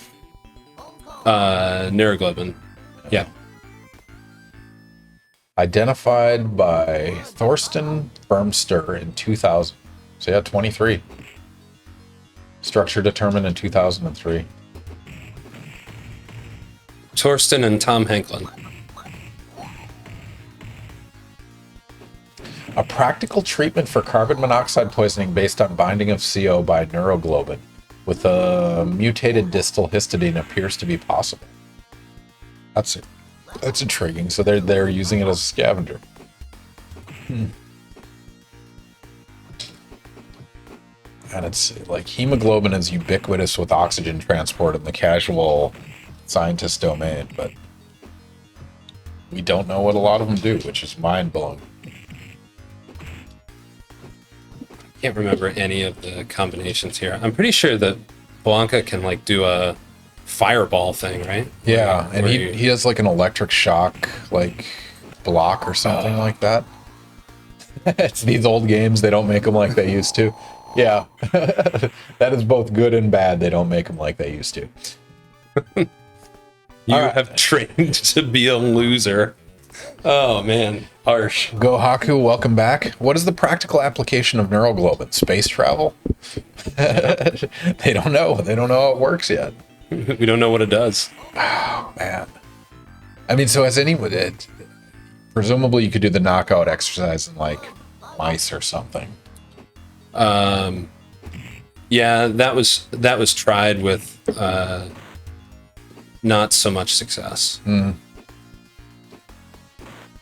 Man, to me that's mind-blowing because biochemistry is such a hard problem, right? Not only the redundancies, but the multiple pathways and the... Nice. Got the kick down. But like, so you mutate it or you change it, and then it's going to affect 20 different things that are observable, and deconvoluting all that is just, it's such a variable nightmare for me. I respect that it's done, but I can't wrap my mind around it. But unlimited budget, no moral qualms. You have a control group, you have a patient group. Oh, That wasn't ideal. I mean, so if you had to like give an estimate of relative concentrations of neuroglobins versus hemoglobins, is like 1,000,000 to 1 or something. Yeah, it's very low expression, and it seems to be tissue specific. And as you might imagine, expressed in neural cells, also in retina. Though there seems to be some upregulation in some cancer cells, but nobody's really pinpointed why that is. There's been implications of neuroglobin in a signaling role for apoptosis, but nothing definitive. I mean, so looking at evolution of these species, so myoglobin probably came first before hemoglobin, right? Because it's the monomer and then some replication thing made tetramers and whatnot. I mean, how much do we know about that evolutionary history? Like, it's intriguing to me that, myoglobin is in the muscle tissue, but wouldn't hemoglobin be a better choice for that? Or do you know anything about that origin or selection pressure? Hemoglobin being a better choice to be in the muscle tissue? Yeah, in terms of oxygen transport. Well, what's interesting about hemoglobin is cooperative ligand binding, and that leading to diffusion of oxygen from the hemoglobin molecule to the myoglobin molecule, and then again, from myoglobin to cytochrome oxidase. And so having this series of moderate oxygen affinity, I see. higher It's and like higher cascading allows the gas to pass between those. I see. So that allows it like an intrinsic built-in gradient that can control directionality. Yeah. Yeah. That's pretty cool. I mean, evolution finds a way. How dare I question it? But Life finds a way. life finds a way. Finds a way. Could neuroglobin levels show up in blood work? Is it in blood? Where is it typically located? Retina, neurons.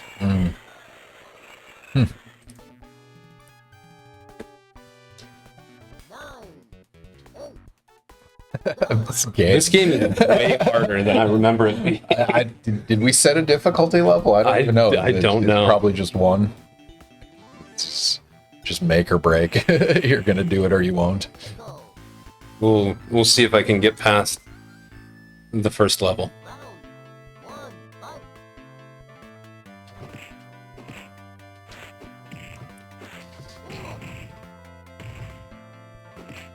Yeah, I don't know if this game would fly today.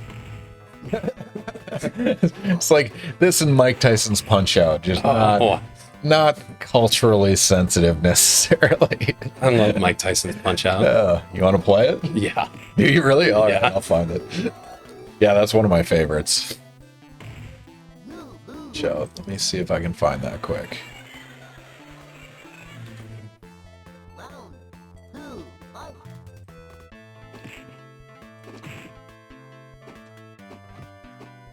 Yeah, the Mike Tyson's Punch-Out world record was just beaten again for the millionth time. Like this week, it was beaten again.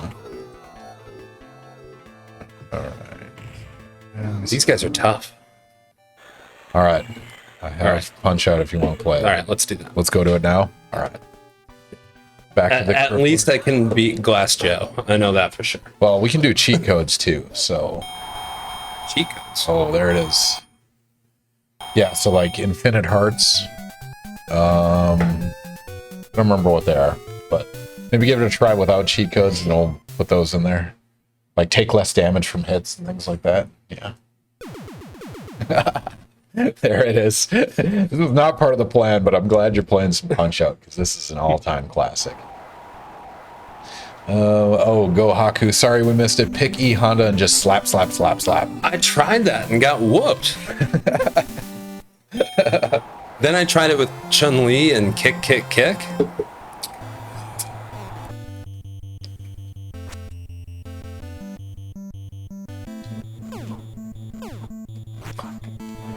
Man, this is classic soundtrack, ladies and gentlemen. I gotta change our game to Punch-Out.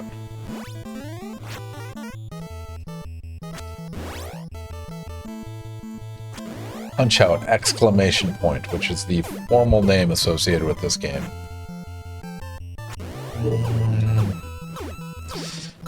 All right, so you're gonna be flying home tomorrow night. Presumably, storm's not gonna happen. What is your airplane conversations very typically like? What do you do, right? And so your answer is professor, but also what do you go beyond that? What's your 30-second elevator pitch to the random person that asks you what you do? My wife tells me that I'm not very good at conversation. I mostly just put my headphones in and try not to talk to anyone at the airport. It's for the best. But if somebody asks me what do I do, my go-to is teach, because that's my primary responsibility being at a PUI, or a primary undergrad institution, is being a teacher first, and integrating scholarship into that teaching. So I would go with, I teach chemistry and biochemistry at Drake University in Des Moines. I study hemoglobins, specifically plant hemoglobins, and mentor some undergraduates in how to be a professional scientist. Do they follow up on that? Is there Generally not. I mean, you asked the question today, how many people know Drake? Like, Drake University? I even know I know they're known for the track meet, the Drake Relays, but Yeah, the Drake Relays is, does Drake have a good track team? I don't even know. yeah. And it's Division 2? NAIA Okay. for some things. Gohaku says, go for the TKO. So 3 knockdowns gets a TKO. Yeah. I know I Drake. gotta get a star, and I have to hit him when he's pink to get one. But, Yeah. oh, great story about this. What, Drake the rapper? Drake the rapper. Let's do it.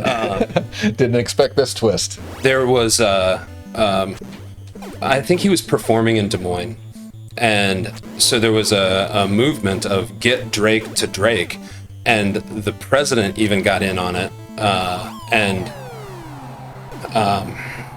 You know, at graduations where the president comes out with the big medallion? Yeah. So the president of Drake University tweeted at Drake and said, come check out our bling. Oh man, that is amazing. And did anything come of it? I don't know. I don't know. Drake did not come to Drake. Word is he showed up somewhere late at night and people didn't believe that it was actually Drake. So I cannot verify if that's true or not. I did not expect a Drake-related story, but there it is. That's pretty fun. Yeah, lol and so cringe. Cringe is the right descriptor. the boomer humor comes through. But manifest your flavor, Flav. All right, Jabnot wants to know. I didn't know about all the different globins. Is there any particular layman? Is there any in particular layman don't know about, but you think should? Like, is there something you'd like people to know about globins that they don't appreciate? Are there any globins in particular that laymen don't know about, but you think they should? Soybean lake hemoglobin is definitely one. Just plant hemoglobin in Plant general is hemoglobin. crazy. It's so much associated with blood. Yeah, what was it? The beetroots? When you cut them, they bleed? Soybean roots, if you cut open the root nodule, they're bright red because of the... Oh, shoot. Yeah.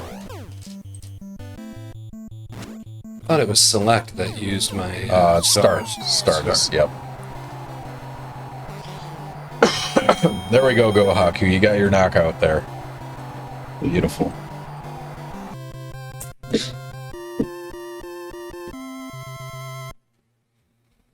Man, that's crazy. I mean, so is there any... Yeah, the Impossible Burgers. Yep. Does Beyond Meat have some form of hemoglobins? No, they use beetroot extract. Impossible uses lake hemoglobin, soybean lake hemoglobin. Oh, you were telling me something about E. coli. Like, it wasn't cream? acceptable.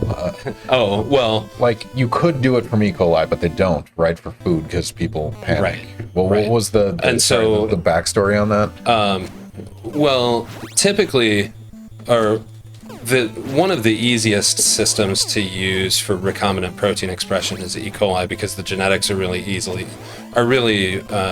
easy to manipulate and well worked out. Another common system, if you're using a eukaryotic cell, is to use Saccharomyces cerevisiae, which is brewer's yeast. And you can make it so that the brewer's yeast will excrete proteins. You can put a excretion tag on there so that they're just kind of spewed out into the media that the yeast is growing in.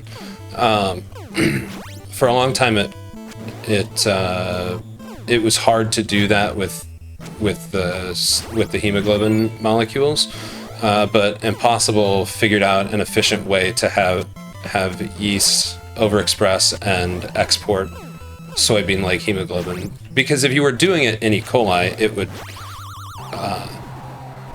you would lyse the E. coli and then try and tell people that something in their food came from E. coli. Yeah. Good luck with that. Yeah, they won't even accept vaccines, let alone E. coli burgers. Man. But that's it. That's the taste and the coloration. Let's do hemoglobin derivatives. Sad to say, I haven't tried the Impossible burgers. Neither have I. I'm curious now. Just like, give it a try. Let's see what happens. Beyond Meat.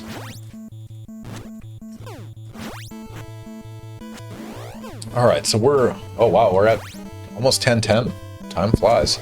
Yeah. It's been an hour and 10 minutes. Anyone that has questions for Dr. Ryan Sturms, he is happy to answer anything biochemistry related. In particular, he's very interested in oxygen, carbon monoxide bonding, and hemoglobin and myoglobin, and genetic mutations that dictate the protein structure that does the magnificent oxygen binding and transport.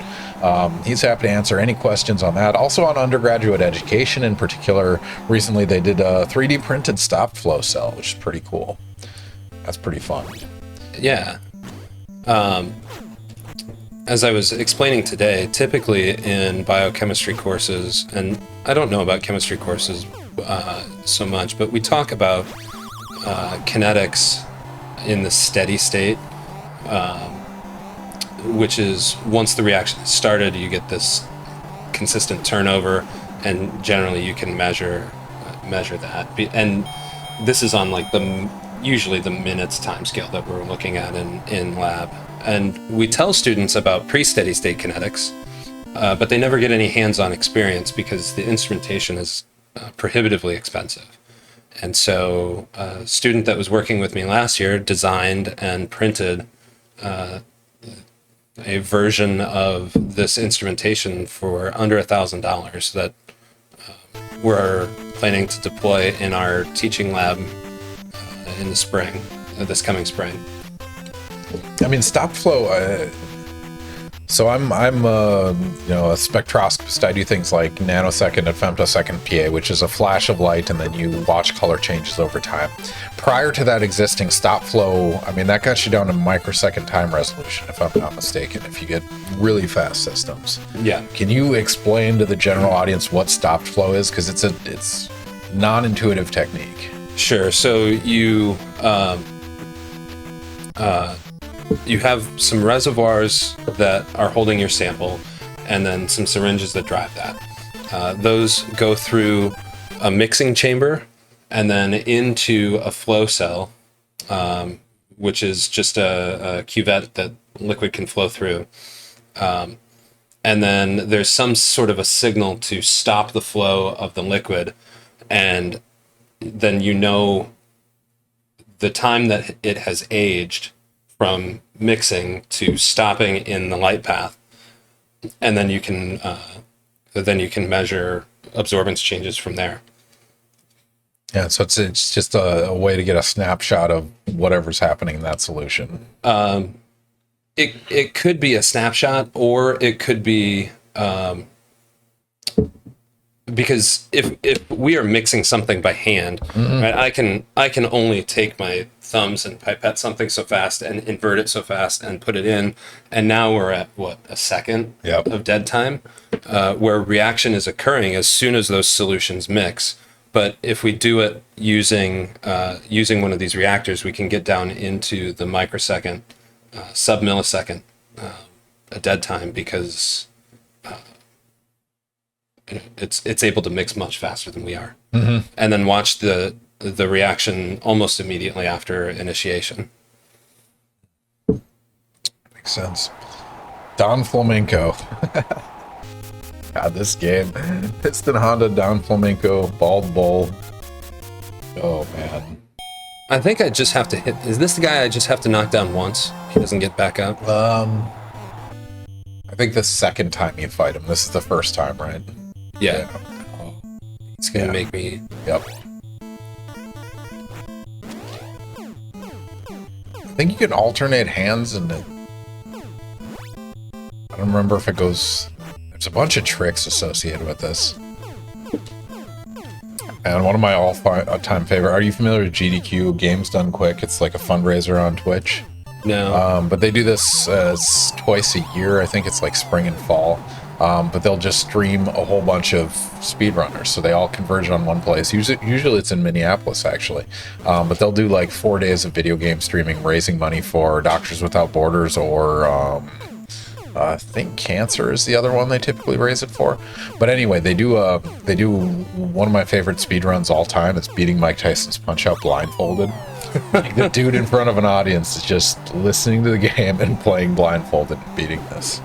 Absolutely amazing. And then they followed that up a couple years later with 2 people, one holding the direction pad, one doing A and B, 2 players blindfolded beating Mike Tyson's Punch-Out. That's amazing. So if you want to feel bad about your gameplay, go watch that, because it's absolutely amazing. Those time frames, you need to have a system looking right at the interface of mixing. It's usually right after mixing, so the reaction starts as soon as the solutions are mixed, but then it needs to move a little bit into the light path. But you can measure and determine how much time it takes to move into the light path, and that's referred to as the instrument dead time. So from mixing to where it gets to it being measured is something that you can standardize on your instrument using a known reaction. Go Haku, we need more microscopy Twitch streams. Only 2 that I know of. I know of Diatom's Attack. Which ones are you familiar with? Yeah, and Ryan, you've dove into Twitch for video gaming. Have you looked at the science streams at all? No. I used to watch Twitch for League of Legends play. No, there's a pretty solid and diverse group of not just like science streamers, but also like crafts people, whether it's, fixing watches or metallurgy or whatever it might be. There's somebody streaming it, which is kind of fun. So this one, you have to, when he does up, you have to hit him in the face. So when he does that big up, yep, and then belly. Diatom's Attack in Pacific Plankton. Yeah, there we go. Yeah, they essentially show their microscopy images on the background of their stream. Like, they'll just like watch things or whatever it might be, which is pretty fun. All right, the other question we like to ask, there's Japanese printmaking as a relaxing stream. I believe it. Japanese printmaking. That's fun. But yeah, if you guys have suggestions of who we should raid in 45 minutes, you might as well throw them in chat now. We'll see if they're on in 45 minutes, because I always forget to ask until the end of the stream. But yeah, the other question we like to ask, we got, your favorite equation, biggest mistakes, movies, the history of how you got to where you are. The other one we ask is what's the anti-vax / flat earth equivalent in your field? Like, what is the lunatic conspiracy that everyone knows is wrong, but it still is prevalent? The default answer for what are these hemoglobins doing is scavenging and sensing.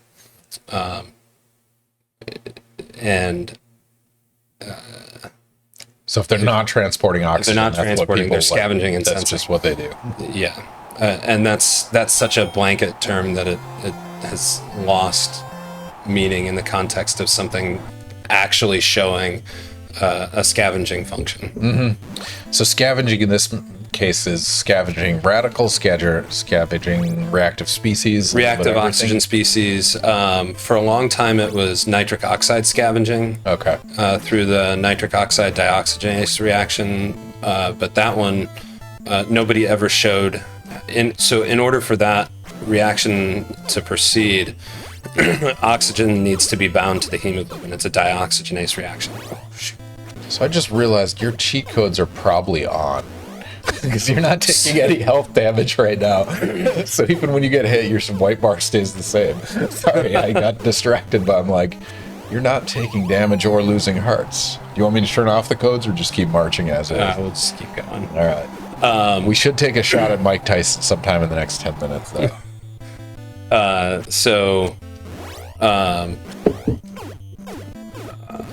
Sorry, what was I saying? What was I saying? Scavenging, like Scavenging. the- Oh yeah, nitric oxide dioxygenase reaction. If you hold down, you can block. Or my cheat codes are. But I think you'll keep going until you block. Oh. Like it'll just murder you the entire round. 3 minutes of face punches.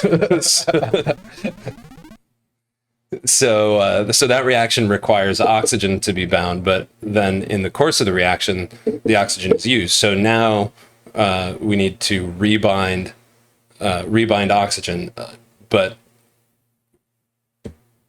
the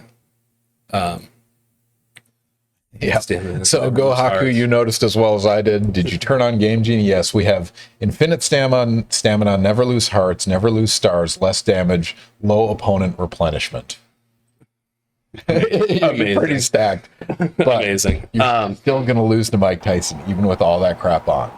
It doesn't help that much, which is amazing. Anyway, sorry. Yeah, Scavenging. so the reaction uses the oxygen, oxidizes the hemoglobin, and nobody has shown a mechanism for re-reduction to then bind oxygen again. So, wow, he's going really fast. Hold it. Yep. There you go. There you go. Perfect. Yeah, so it's just, people will say it's scavenging or it's sensing. And to be fair, there are scavenging and sensing hemoglobin or globin containing proteins like flavohemoglobins in bacteria that have been shown to be scavengers and or sensors. And so that's just kind of the default thing to go to. I mean, I think it's underappreciated. That's not a trivial problem because, correct me if I'm wrong, but if you imbibe pure oxygen, it will kill you, right? Because you're making all these reactive oxides and whatnot. It's an oxidant. It's reactive. Yeah, oxygen is Surprisingly destructive. yeah.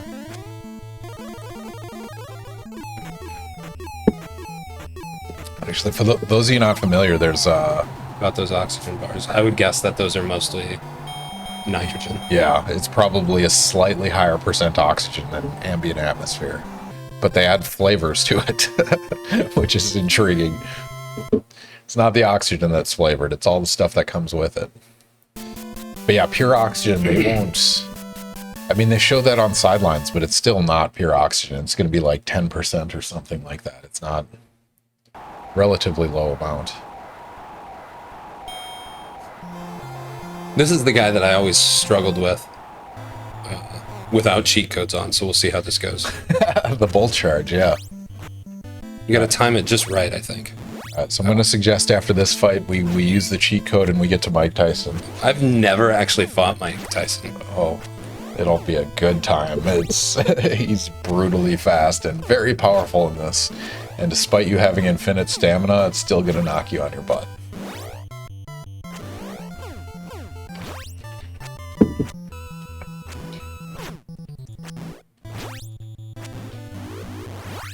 Nice. Yeah, so the second time you fight this guy, the only way you can knock him down is with a star. Like, you can bring him down to 0 with normal punches and knock him down.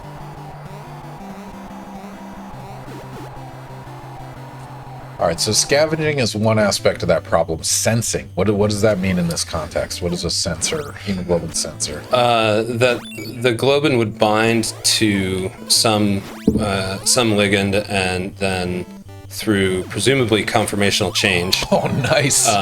You hit the bolt charge. Way to go.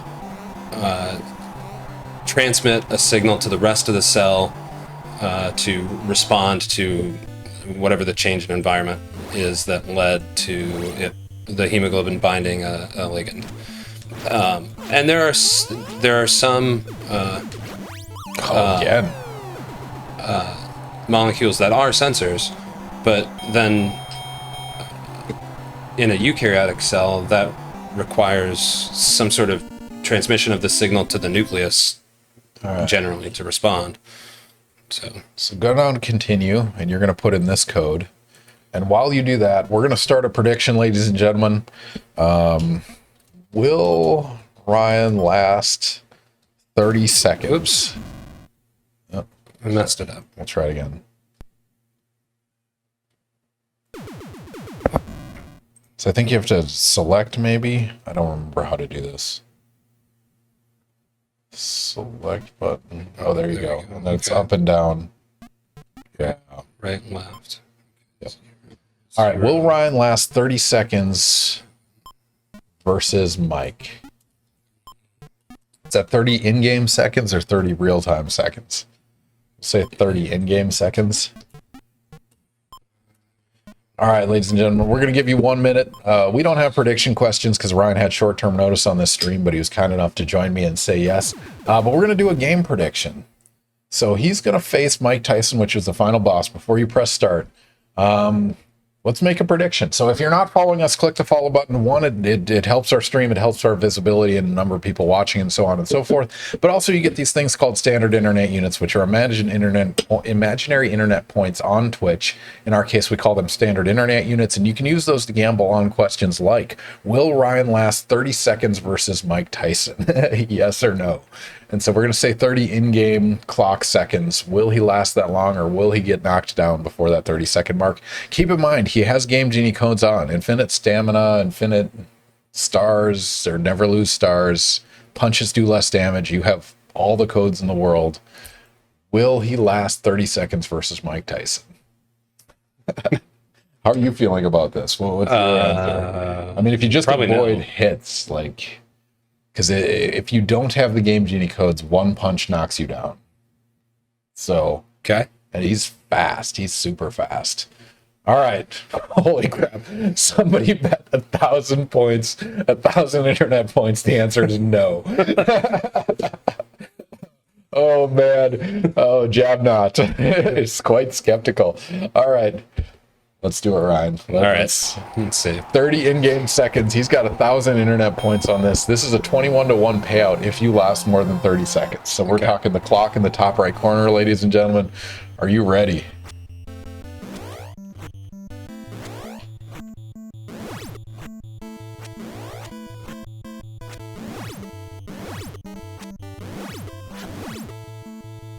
Oh, wow. The Game Genie code's actually working. And we should have done.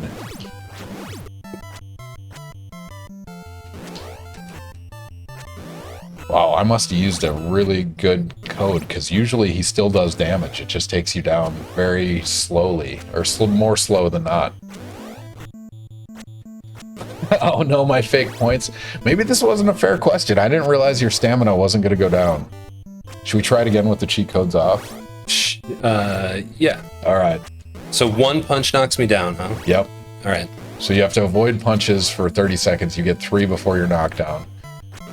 No damage to Mike. Why? I don't think you punched him yet, have you? He's blocked everything. No, I hit him once. I got 10 points. Right. One time. So you did a little bit of damage, but he gets health back when he does it. All right, we'll let this round play out, and then we're going to redo this prediction. I'm not going to screw over Jab Not, because I genuinely didn't think the health bar would stay. So I'm going to delete this one and cancel it, and we're going to return points to you guys, and we're going to do it again when he doesn't have Game Genie codes on. Because that was not a fair question. There's no possible way you could have won that.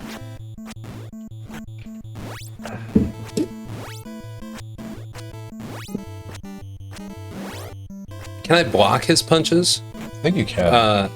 Well, there my stamina went down. Ooh. Oh, that's how why. Will Ryan land a punch? I've landed one. Come on. This is brutal. Now imagine. Oh, there you go. Imagine doing this blindfolded. Oh, man. I guess there's audio cues they go off of, but they like control, like the number of times you do left is like a 3-second interval or something. That's how they control it.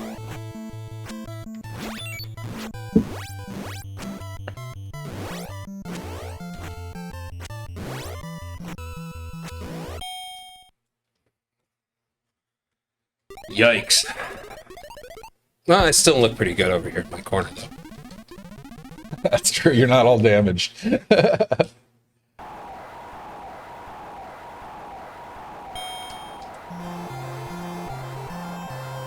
All right, we're going to put the question up again, not for this round, but we're going to take off the Game Genie code. We're going to take off the Game Genie codes, and we're going to see how long Ryan can last. Will he last 30 in-game seconds versus Mike Tyson? We will start that prediction now. This is cheating a little bit because you've actually seen his gameplay, but note, when the Game Genie codes are off, one of those uppercuts, I think, knocks you down. My goodness. Blindfold punch out and Rubik's Cube, why? Because you can, why not? I've learned, if the internet's taught me anything, it's don't judge people for their passions as long as they care about it a lot and they're not hurting anyone else while doing it. At least not hurting anyone that doesn't consent to it. By all means. Oh, nice. Is that a star? Yeah.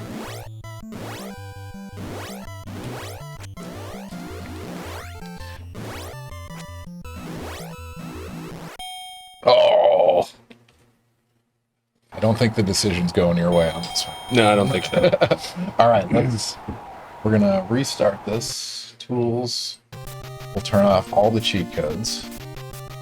Do you remember Game Genie, the actual connector thing for the NES? I never had it.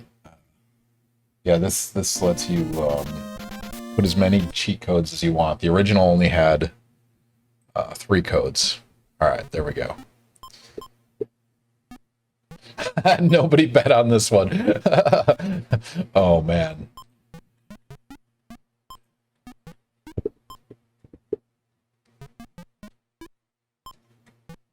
Five, 9, 6, 3.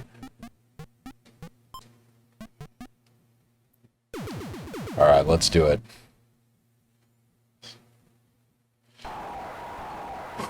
Feeling the stress of this. The stress of imaginary at that point. Exactly. Gohaku has redeemed a request to factoid while you're fighting Tyson. That's just cruel. Oh, I got it. Ouch. So hit the buttons, hit the buttons. Faster you hit them, yep. You can wait the 30 seconds or longer. Oh, nice. As long as you last 2 seconds without getting TKO'd. Oh! Is that it? Yeah. Interesting factoid. Wow, 34 seconds. Congratulations. You survived over the 30-second mark. All right. Ouch. Bravo, though. No, you earned that. You got a hit in there, which is amazing on oh. Factoid. The vast majority of naturally occurring amino acids that we use in proteins, not just us, but most organisms, are in the L stereo chemical configuration. A place that you can find a D amino acid is in male platypus venom.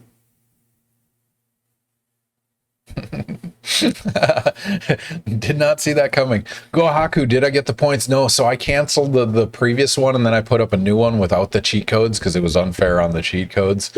So no, you didn't get points, but it would have been a 1.01 to 1 payout, so it wouldn't have been much.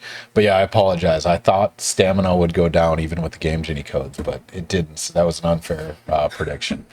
But all right, ladies and gentlemen, it is 10:30. It is time for everyone's favorite Nintendo game. Ryan didn't know he was playing this till yesterday, and so male platypus venom ? which is in the little claw on their back foot. It's where the venom gland is. Evolution is crazy. There's no reason that should exist. All right, ladies and gentlemen, for those of you not familiar with the stream, we started out as a joke with me running this on when I was the guest on the stream. This is a bargain bin game from back when I was a kid, and literally bargain bin where you'd walk out of Blockbuster in that like $5 bin. This was one of those.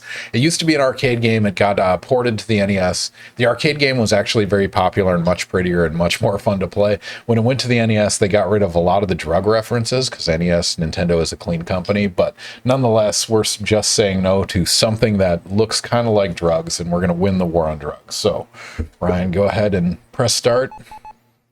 Then as soon as you hit the ground, the clock starts. And your goal in this, there's no advantage in killing anything. You just want to go right as fast as you can, and you're getting to the end of the level. And you are racing against all the colleagues that came before you. So, no pressure. This is less stressful than Mike Tyson, I'd argue. Okay. But yeah, you're going right. Holding A shoots bullets. Tapping A shoots rockets up through that door. And you're going to want to practice shooting rockets, especially for the end boss. So the 7-frame tap. And then holding B is squat, which slows you down, but it lets you shoot dogs. And then tapping B is jumping. So, Go Haku following up again with the request a factoid. Another factoid beyond platypus venom. Another factoid. Platypus venom. An interesting... I usually think about these like when you're giving a lecture in biochem, there's a topic where you add just this like, oh, also interesting side note. Do you have any of those?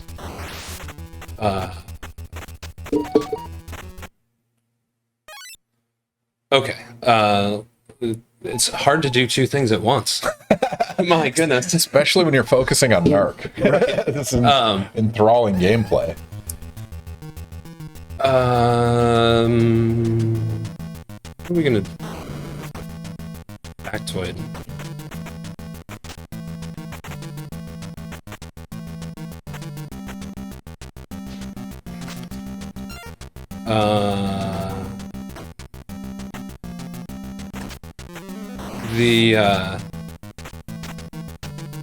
The stuff inside of the pimento stuffed olives that you can get at the grocery store usually is calcium alginate with pimento flavoring added.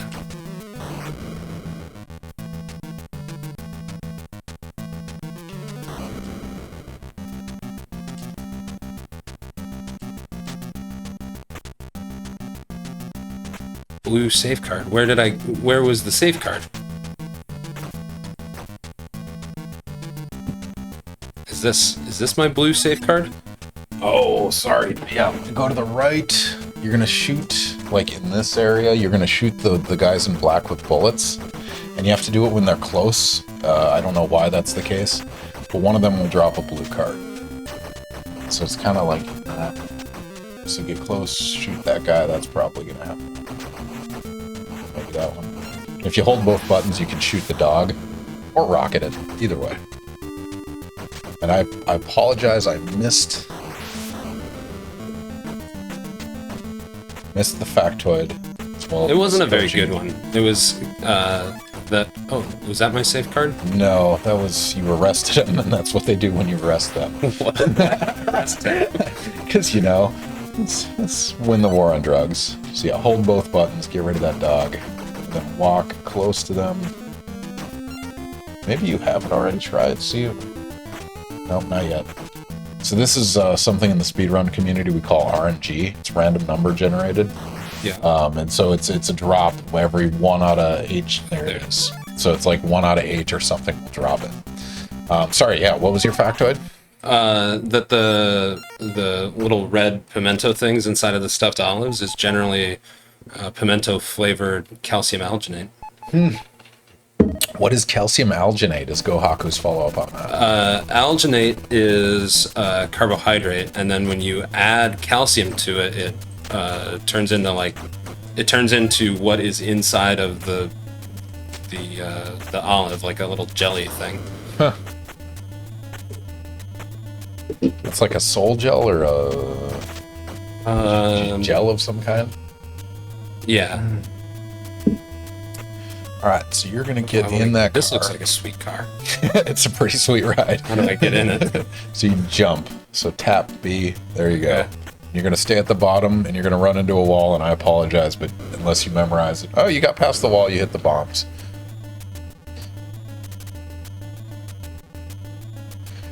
So what are those crouching NPCs supposed to be, and why are they holding themselves like that? They look like monks. They look like flashers. Trench coat. They're called the HQ. What are they called? I don't remember their names. This guy's called Joe Rockman. He doesn't shoot anything, so you have to jump over that. Those are supposed to be garbage bins, by the way. Those are what? Garbage bins. Oh, Like dumpsters. of course they are. High resolution Nintendo graphics, ladies and gentlemen. How's your NARC gameplay so far? The saunter is really the key to this. Is this the Golden Gate Bridge? It might as well be. It's the longest level in the game, and you have to walk for like 5 minutes. So, yeah.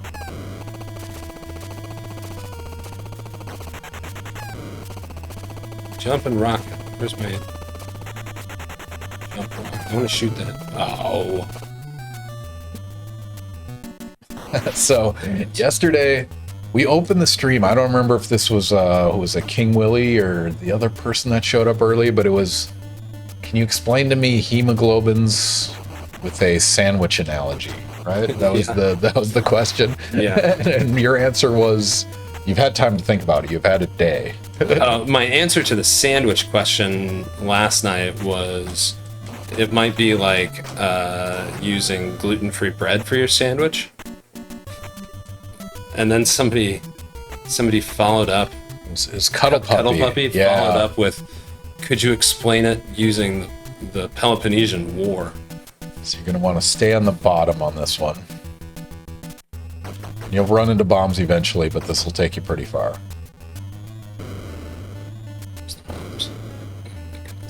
So what's your analogy with the Peloponnesian War? And you're learning all sorts of teaching tricks from this stream. It's Yeah, I pretty guess amazing. so. That rather that if I didn't want to jump, I wanted to shoot. If Keep going. Just, if hemoglobin was the Persian Empire, artificial hemoglobin would be like the Spartans bringing with them a whole bunch of evolved Meowths instead of actual Persians. There you have it. Cuddle Puppy, I hope you're watching the YouTube video and you give a shout out in the comments. Stay on the bottom and you'll go the rest of the way. And yeah, at the end of the level, come up fairly quickly. That is the longest level in the game and the worst part of the speed run.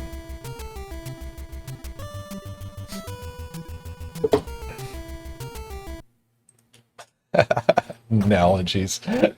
You should write that as a test question. You want to explain Why is there a metabolism? clown outside of the adult bookstore? You know, don't you remember this? This is what drugs were in the 90s. Oh. Did you do the DARE program? You had to. Oh, yeah. You were the, Yeah. you're the generation. Like, it's been definitively shown that the DARE program is not only not good, but it's actually bad. Like, it increases drug use. And one of the central hypotheses to that is that it kept selling like every drug is equally bad and equally going to make you, you know, shoot up heroin in the corner is the same as just smoking marijuana. And the problem with that is you're going to go all the way to the end and go in that last door and go to the right and you get a silver card. The problem is when people realize marijuana isn't that bad, they're like, did they lie to me about heroin as well? Like, maybe it's not that bad. So you're going to grab that, you're going to go up through this door, but stop pressing up right after you go through. Then go left. And there's the silver card. Winners Don't Use Drugs was on every arcade game I played in the 90s. Yeah, no, there's this, the Nancy Reagan war on drugs manifesting in video game form. It clearly worked because nobody does drugs anymore, so congratulations, Nancy. Here's the Rambo-looking character. So how are you feeling about your NARC experience thus far? This is the only one you're going to go left. You're going to have to shoot these guys with bullets, not rockets. But you wanted it when they're close. It's the same card drop idea, so stop shooting at distance. There you go. Perfect. That was actually speedrun strat. Well done. So my Do I get points for the trees? Why did they show up? Yeah, it was trees. Yep. They're not marijuana. They're just trees. But yeah. Those look like mall trees. Oh my goodness. Oh, you got the car. Nice. Veteran move. So I have a fun factoid for you, Ryan. So this game started out as a joke, like we were just doing it for fun. But then somebody challenged me to speedrun it, and there was about a year interval where I was the world record holder in NARC speedrun.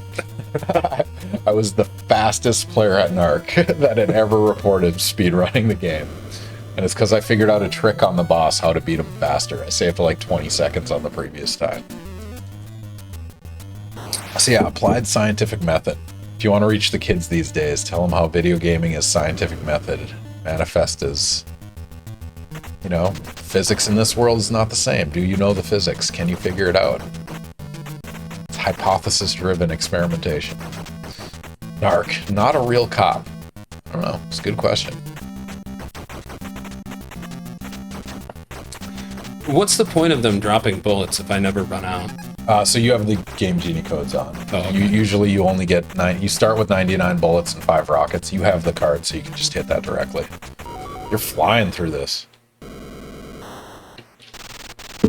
But yeah, if anyone has questions for Dr. Ryan Sturms, he's happy to answer them. Biochemist who studies hemoglobin, myoglobin, particularly interested in binding affinity studies and things like that. But also primarily undergrad institution. He's from Drake University, and so he's happy to talk about education, particularly mentoring students in lab. It's one of those things, like, you got to start your lab work somewhere, and more often than not, it's as an undergraduate research student. And so, yeah, St. Cloud State, I was one of those, like the lab rat that, you know, you are the primary investigator at an undergrad institution.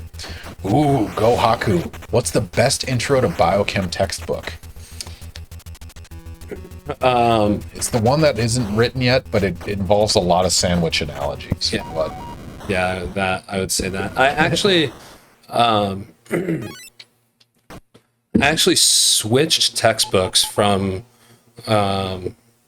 the Berg text, which I think is a pretty good one, but I switched to the Miesfeld and McAvoy biochemistry text because I thought that they did a really good job of including in there more structural details and how structure relates to function, and did it in a way that was I don't have a gold card. oh yeah, you got to rocket the wheelchair guy. Sorry, that's a sentence I just said to you. So go right. That's the drug boss right there. So you'll have to rocket him, and you'll have to do it 3 times, and he'll drop a gold card. So stay over here. Hold up here again. So you're hitting it a little too long. Maybe a softer touch on the button. There you go. So shoot some of these guys with bullets, clear out the screen, he'll come back.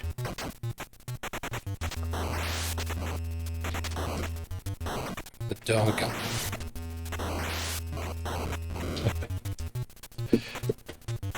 Sorry, biochem textbook. Yeah, I really like the Miesfeld and McAvoy textbook. And that's for biochem class. So That's for biochem class. if you had to do a casual like biochemistry read, so like general chemistry, I'd say something like Napoleon's Buttons or The Disappearing Spoon are very classic, just like casual audience chemistry books. Is there an equivalent biochem? There is. I haven't used it in class. I was going to, but then decided that I had already asked the students to buy 2 texts. But it is a. I can't hit him. It's a.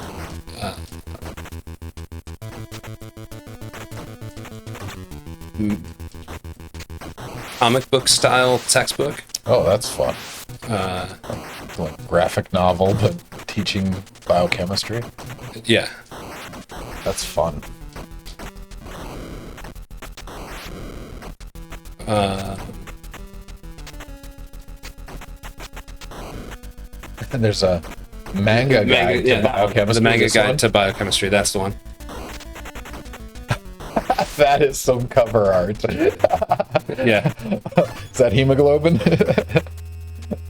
Oh, that's there you go, Haku. That's fun. I'm gonna have to look at it. I have a evaluation copy that I can send you, Ken. Like this is an actual like textbook, or it's a casual read. Wow. Yeah.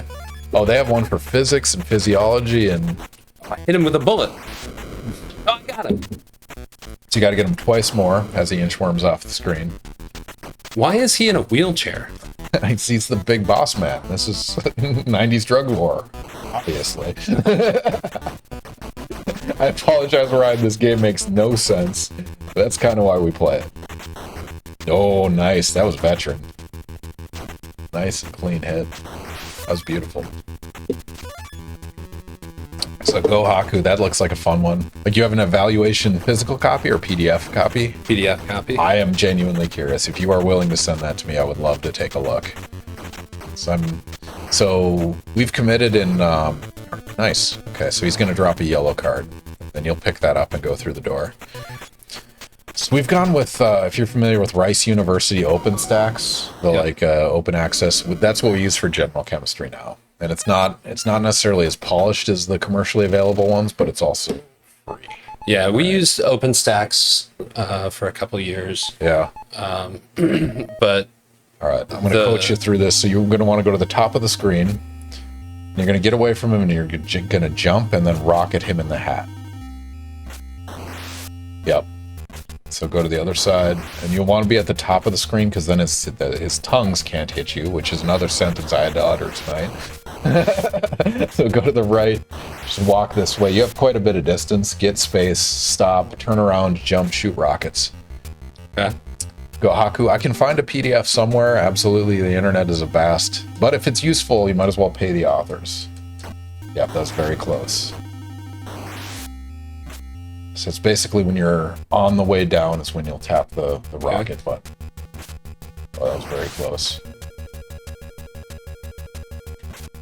Sorry, you guys used OpenStax and then you bailed on it? We used OpenStax, but the online homework system that supported OpenStax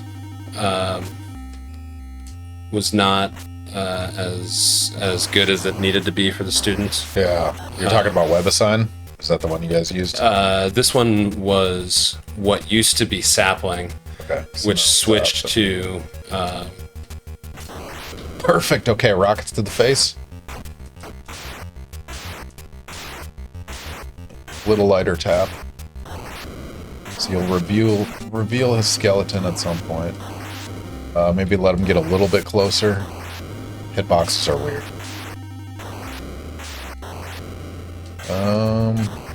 There we go. Okay. Now you're going to use bullets on the spine. You're going to want to do it in this range. So it's basically, it has a weird hitbox that when it goes down, you can hit him. So, but you have to be down here to actually get the shots.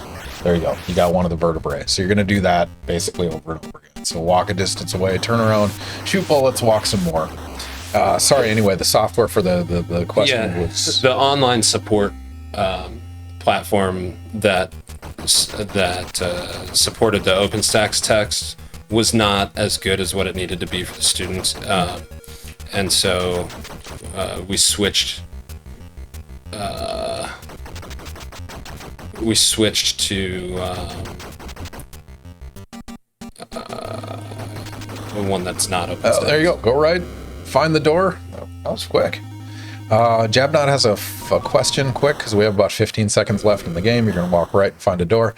Do you make your students memorize amino acids and PKs, or are you a cheat sheet kind of teacher? Speed run. You don't want any of this. Just go. Okay. This is a good question because memorizing the amino acids as a biochemist is like learning the language. And so I expect that my students memorize the amino acids to the point that when they are done with my class, that they can look at an amino acid and remember what it is, describe the functional groups that are there. But I don't expect that not using them for a long time, students are going to remember what they are.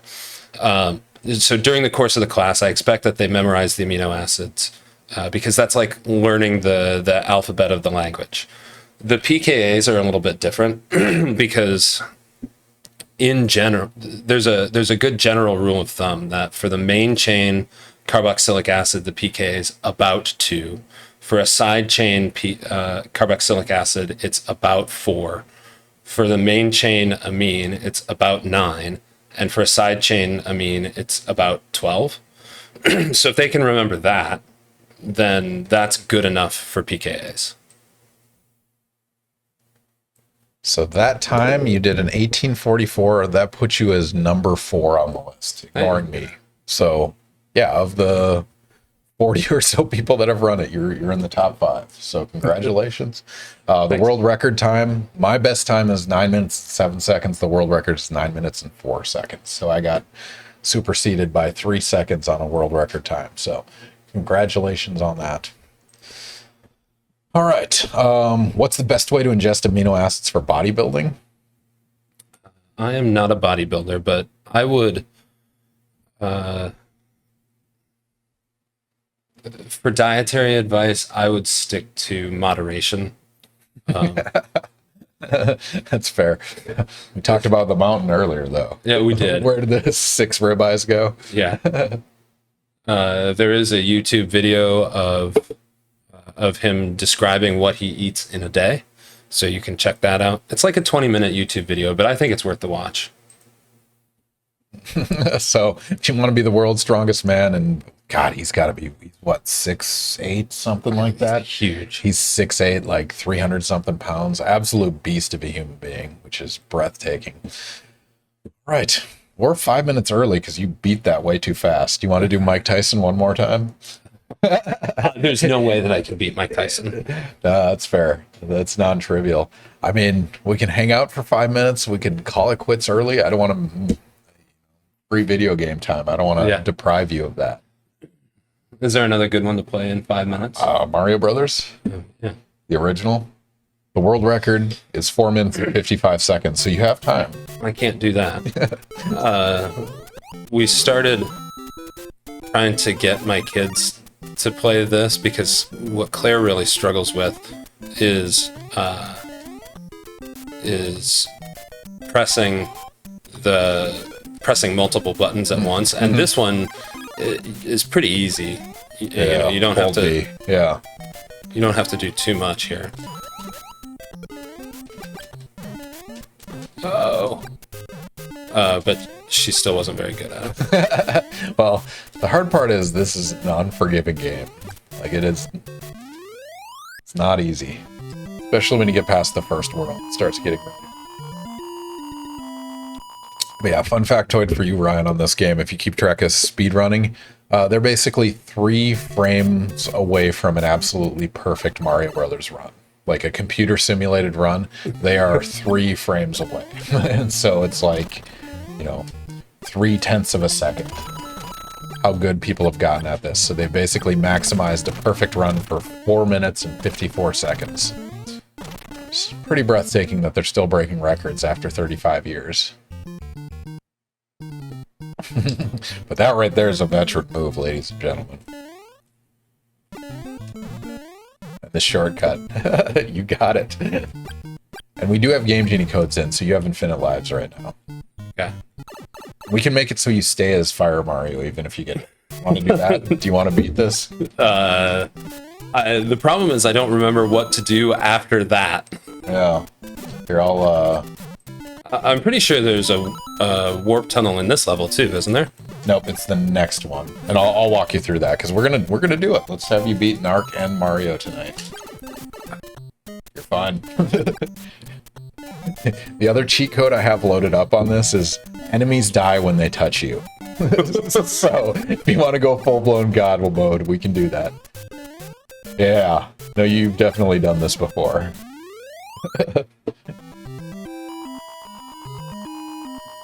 But yeah, if anyone has suggestions on who we should raid, throw those in chat. Maybe not raid. I don't know. We don't stream on Thursday nights typically. It's kind of an unusual night for us.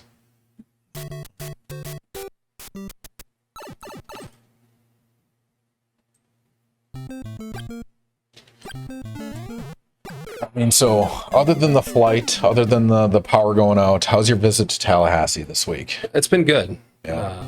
I've enjoyed enjoyed my time here. Oh my goodness. Oh, we lost fire. Enjoyed working with your students and appreciate the opportunity to come work down here. And I think I'm looking forward to tomorrow. The student that's in Ken's lab that is working with me wasn't able to come to the seminar today. Go up here, right? So what you're going to do is, so this block. Oh, this one. It's the farthest left block. Oh, squat jump, veteran move. Well done, sir. So that one should get a vine. Oh, I lost it. Oh no. Let me see if I have a save state on this. All right. There you go. So we cheated and we went back. So the vine is going to be coming up. No one saw that. We're not cheating here at all. Oops. So yeah, she wasn't able to come to the seminar, and so tomorrow, getting a chance to fill them in a little bit about what exactly the measurements that we are making are doing. Yeah, no, I appreciated seeing that context, and she was running measurements while that's a press up. Is it not letting you climb the vine? Uh-uh. Cheat code might have screwed this up. Let's try that. Yeah, I'm stuck. Oh, there we go. So I'm gonna put this back on. Alright, there we go. Oh, Huggy Beer, welcome back to the stream. We're making up for yesterday when the power went out. Thankfully, it didn't go out tonight. There was still a concern for storms, but yeah, we have power. We are streaming the entire time up till 11. Ryan is gonna beat Mario 1. But Huggy Beer has redeemed Request a Factoid. Use factoids. You have no more knowledge bombs to share with the world. Historical ones are pretty good. Like any discovery or factoid. Urea, the synthesis of urea. I guess that's an inorganic chemistry one, but that's one of my favorites. Which I can do if you. Max Perutz one time famously claimed that the structure of hemoglobin would be solved when we put a man on the moon, and coincidentally, it was solved the same year, 1969.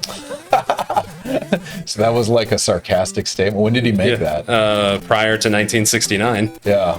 Like, how do you know? I don't remember when. No. What was the name? Max Perutz. A great science read is his I Wish I Made You Angry Earlier book. I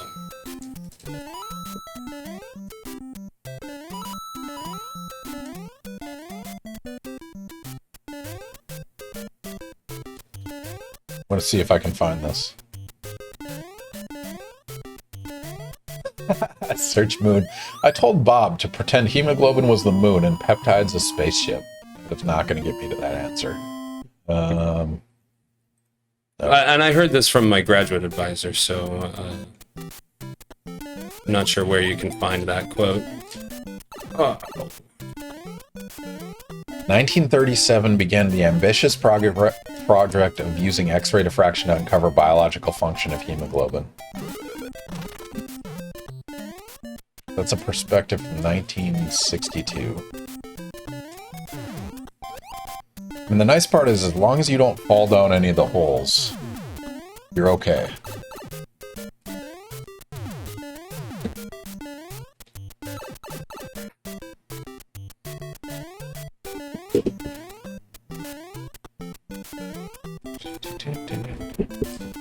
That sounds like a George Carlin book. That's awesome. Brain droppings by a scientist.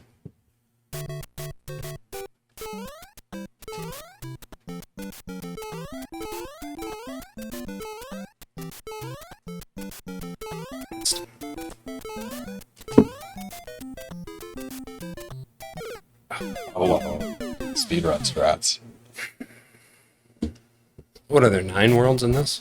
Yeah, so you have this one, 8.3 and 8.4. Which we don't have to do this. We're beyond 11 o'clock. I don't know how soon. I guess you're Central Time. You're doing okay. Right? I don't think I can get any farther than this. I've lost it.